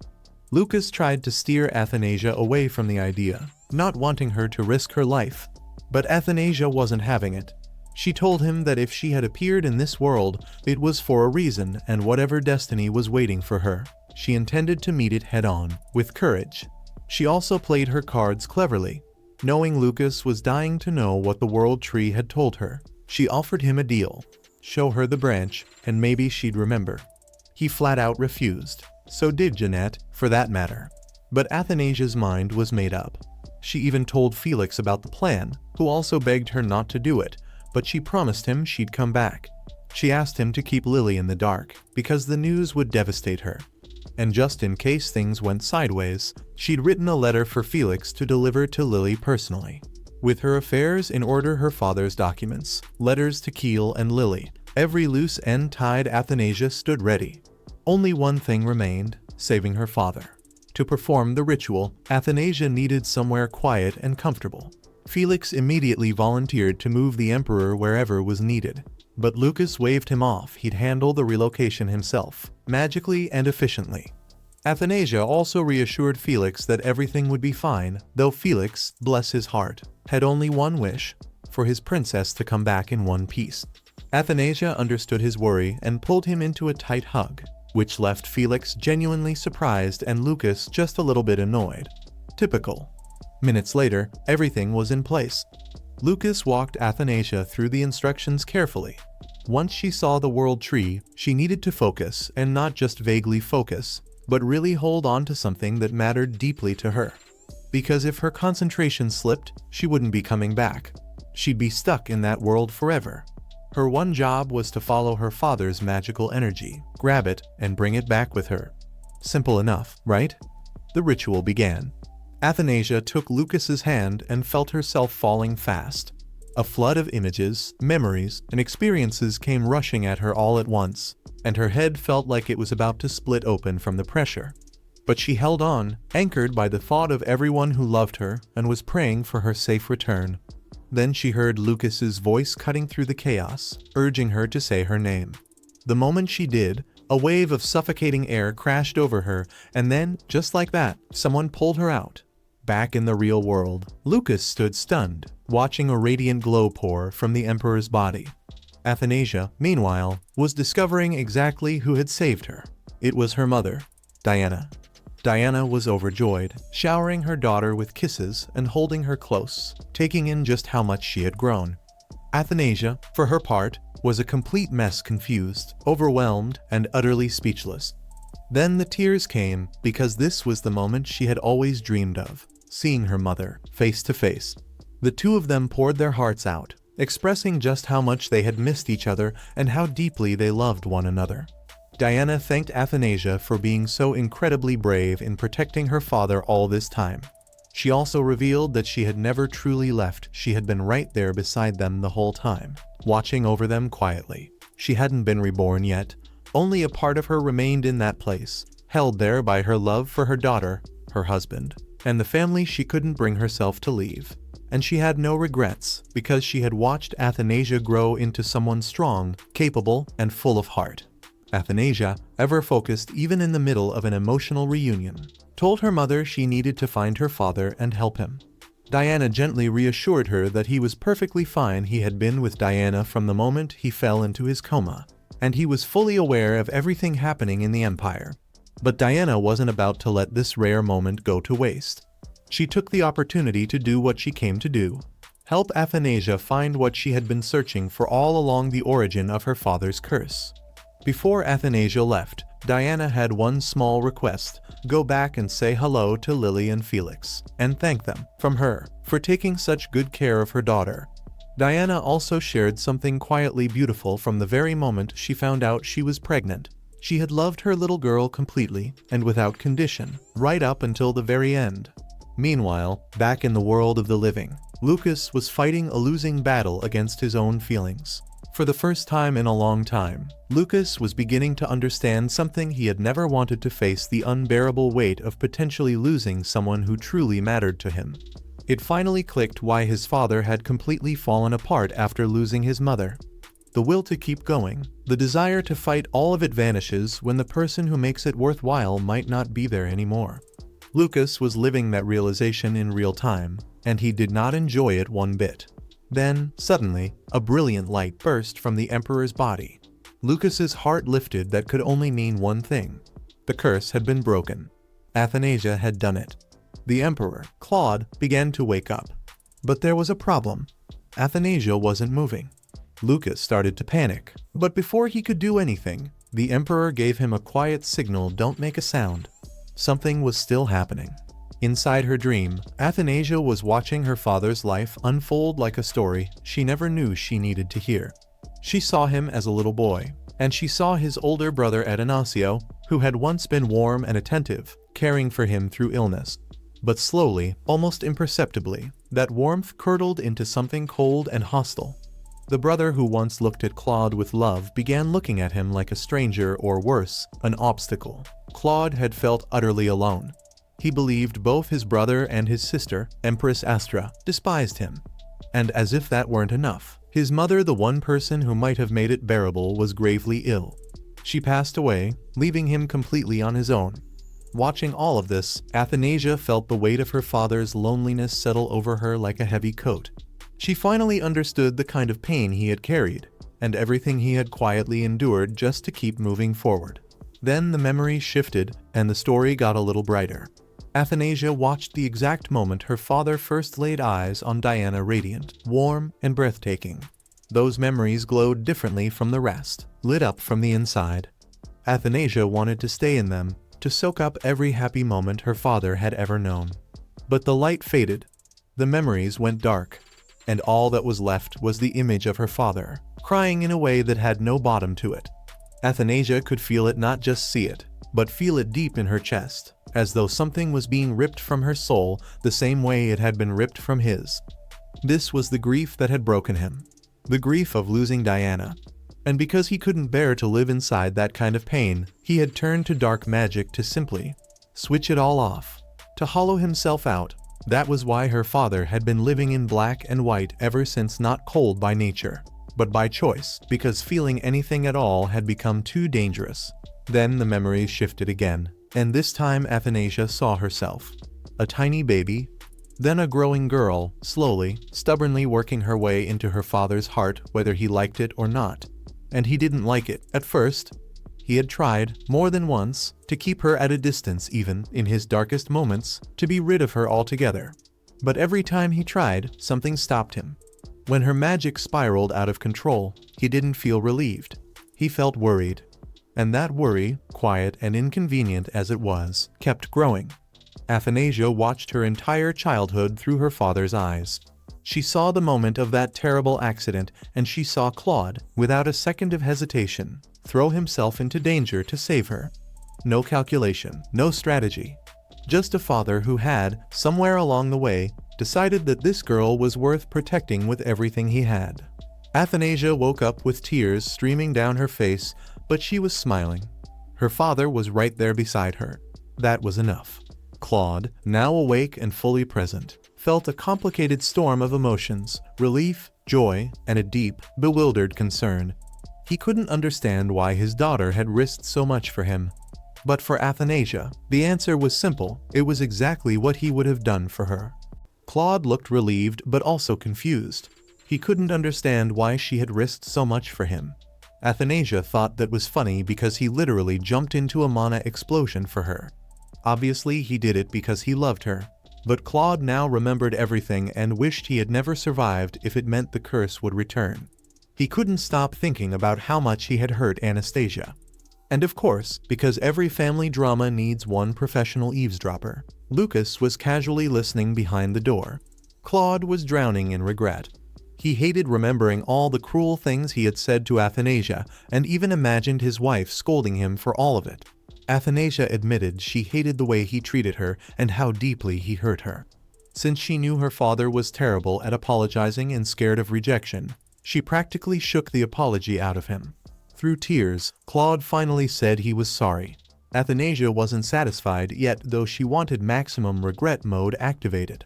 She yelled that she hated him, and instead of defending himself, Claude hugged her and apologized over and over until both of them completely broke down.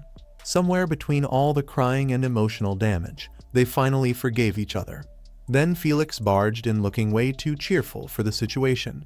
The Emperor jokingly asked if Felix wasn't going to cry too, and Felix admitted he had already done enough crying while waiting for them to wake up. Athanasia quickly moved to business and asked what was happening with the Empire. Felix explained that they had tried to hide the fact that His Majesty had returned, but people still demanded proof that he was innocent of using dark magic. Claude decided it was finally time to fix everything. Athanasia immediately worried he was about to solve the problem by deleting half the population. But instead she had a better idea: bring out Lucas as the legendary Tower Mage. Felix and Claude already knew who he really was, and now that Lucas no longer needed to stay hidden and guard her father, he could finally appear in public and help prove Claude's innocence. Unfortunately, not everyone seemed convinced. Felix actually liked Athanasia's idea. In his opinion, there were definitely people who deserved punishment for everything that happened, but that could wait for her father to handle. Lucas, meanwhile, would take care of cleaning up the rest of the mess. He revealed that someone from his past was involved in all of this Artemis. More importantly, he had to protect Obelia at all costs because someone extremely important to him lived there now. And yes, he meant Athanasia. Not subtle at all. A few days later, Keel visited Athanasia to ask if his father could finally get some rest. But Athanasia basically said, "Nice try." Until the whole situation with Emperor Claude was solved, nobody was going anywhere. Keel accepted it, but asked how the investigation was going. Athanasia explained that they had a magical verification method, a magic circle that reacts to blood if traces of dark magic are present. That's when Athanasia suddenly noticed Keel acting suspiciously, like he was about to attack. Instantly, Athanasia grabbed him and called him an idiot for trying to assassinate a royal family member. Then, just like he had done with Keel's father before, he tried to invade Keel's mind. Too bad for him, because this entire thing was a setup. The second Athanasia made contact, Keel's body reacted and activated a hidden spell. Athanasia immediately recognized the magic. Earlier that day, Lucas had placed a spell on Keel that would only activate upon contact. Athanasia thanked Keel for helping, though she was worried he was putting himself in danger. But by this point Athanasia had already dragged the entire Alpheus family into this chaos, and Keel wanted to help save his family. Also, Helping Athanasia may or may not have been extra motivation. So yes, Keel willingly turned himself into magical bait. In an instant, a giant magic circle trapped Athanasia, and no matter what he tried, he couldn't break free. Capturing him became surprisingly easy. Not long after, Lucas appeared and immediately got to work. And by work, I mean interrogating the former emperor, or more accurately, the mage hiding inside him. Lucas looked unusually calm, which was impressive because apparently he was holding back an incredible urge to choose violence. Why? Because he promised the princess he wouldn't go overboard. So instead of ending the guy, he settled for causing enough pain to get answers and gather proof that Emperor Claude was innocent. After weakening him, Lucas took out a crystal containing Athanasia's blood. Once the enemy was powerless, he removed the spell because he already had everything he needed. Hours later, all the nobles received invitations and were transported directly into the Magic Tower Hall. The atmosphere instantly became awkward. Anastasia stepped forward and announced that today would finally prove her father's innocence. One noble immediately complained and accused them of covering up evidence. Big mistake. Lucas calmly reminded everyone whose tower they were standing in. His magical power could become unpredictable if people caused too much trouble. And just to make the rules extra clear, he casually mentioned that anyone caught lying might leave with fewer functioning limbs than they arrived with. Suddenly, nobody had questions anymore. The nobles were shocked because after all these years, the mysterious tower mage had finally appeared, and he was standing right beside the princess. Meanwhile, Anastasius realized Ada's wasn't responding anymore. Maybe Lucas had done something to him, or maybe the guy simply decided disappearing was healthier. Soon, the ritual began. To verify everything once and for all, they prepared Anastasius's blood sample and started the magical examination because if anyone held the answer to the truth, it was him. The ritual finally answered everything. Claude's blood stayed normal, proving once and for all that he was innocent. But Anastasius's blood, the moment it turned black, the entire room basically went silent. That was all the proof they needed. He had been using dark magic the whole time. Anyone who had supported him or defended him suddenly realized they had made some very bad life choices, because now they would all be investigated and punished as followers of dark magic. As for Athanasia's uncle, his future plans were officially cancelled. He was sent straight to the dungeon with magical restraints, so escape wouldn't even be an option. Surprisingly, he didn't resist at all. Maybe Lucas standing nearby had something to do with that. Nobody wanted to test their luck. With that, the verification ceremony finally ended. Lucas handed every noble a magical card so they could safely return home, because despite everything, customer service still mattered. Before they left, Anastasia kindly reminded everyone that those who sided with the former emperor should probably start preparing explanations immediately. There was definitely one very nervous noble in particular. Meanwhile, Athanasia finally relaxed. She knew the truth would spread across the empire faster than palace gossip, which was saying something. Then Lucas casually snapped his fingers and sent the prisoner straight to his cell for what looked like a very long retirement, except with no freedom and significantly fewer privileges. Later, Anastasia visited her father. For once, Claude looked peaceful and relaxed. She happily told him that her uncle had been imprisoned and soon everyone would know the truth. But she was confused because she honestly expected her father to solve things the old-fashioned emperor way, by deleting the problem permanently. Instead, Claude surprised her. This time, he decided to listen to his princess. Since she asked him not to do anything extreme, he obeyed. He even praised her and said she had done a good job.